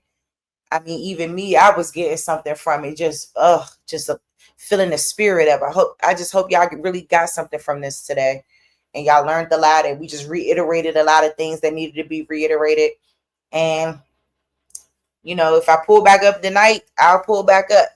You know, if not, I'll probably see y'all next week. So y'all stay safe out here. Peace. Hold on. I guess I could go out with a song.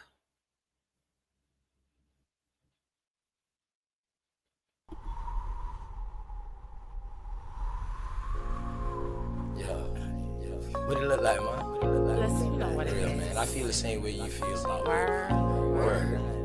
I just don't want to I rush, can't man. I just want to take it one day at a time. Me too. That way we can reach the highest point of friendship. What's the highest I point? ain't Let me know. then whether you know how far to take this flight. That's what I'm talking Word. about. You don't just jump in the plane and fly and don't know where you're going Why first. not? Just chill, baby. I got you. We don't have to run, baby, we can chill. Just be patient before we take it there. See, you don't really know me, and I don't really know you. Never lived a good life, but come on, let me show you. We don't have to run, baby, we can chill. Let's just be patient before we take it there. See, you don't really know me, and I don't really know you. Never lived a good life, but come on, let me show you. You don't have to rush. Baby girl, be patient. Anticipation of love making. Got your legs shaking. See, every time I'm next to you, I feel your heart beat faster. But yet you try to hide behind your smile and your laughter. See, money's what I'm after, so all I do is chill. I'm out here on the grind, I'm trying to see a meal. You never seen this good life, well come on, let me show you. You never had a real hug, well come on, let me hold you. This life I lead is troublesome. You win some, you lose some. You lost one, then gain one. You want some, come get some. See, everything you want, you need, I got you. Even though you don't know me, I don't know you, baby, I got you. That's just how it goes to me. Rather have you next to me, never in front or back of me. You look good beside me, but we take it there. It's some things you need to know. We don't have to rush, baby, we can take it slow. We don't have to rush, baby, we can chill. Just be patient before we take it there. See, you don't really know me, and I don't really know you. Never lived a good life, come on, let me show you. We don't have to rush, baby, we can chill. Just be patient before we take it there. See, you don't really know me, and I don't really know you. Never lived a good life, come on, let me show you.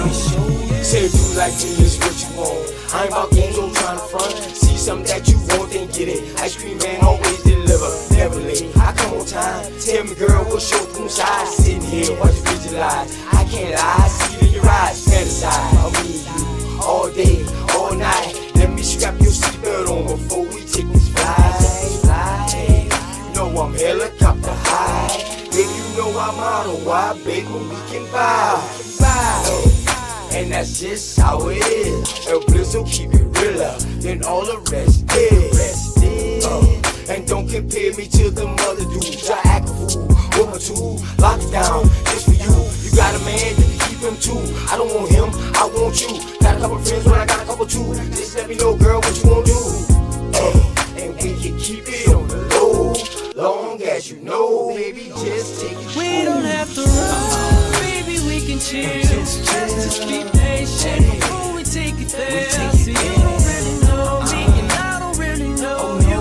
Never lived a good life, come on, let me show you. We don't have to run, baby, we can chill. Just be patient before we take it there. See, you don't really know me, and I don't really know you.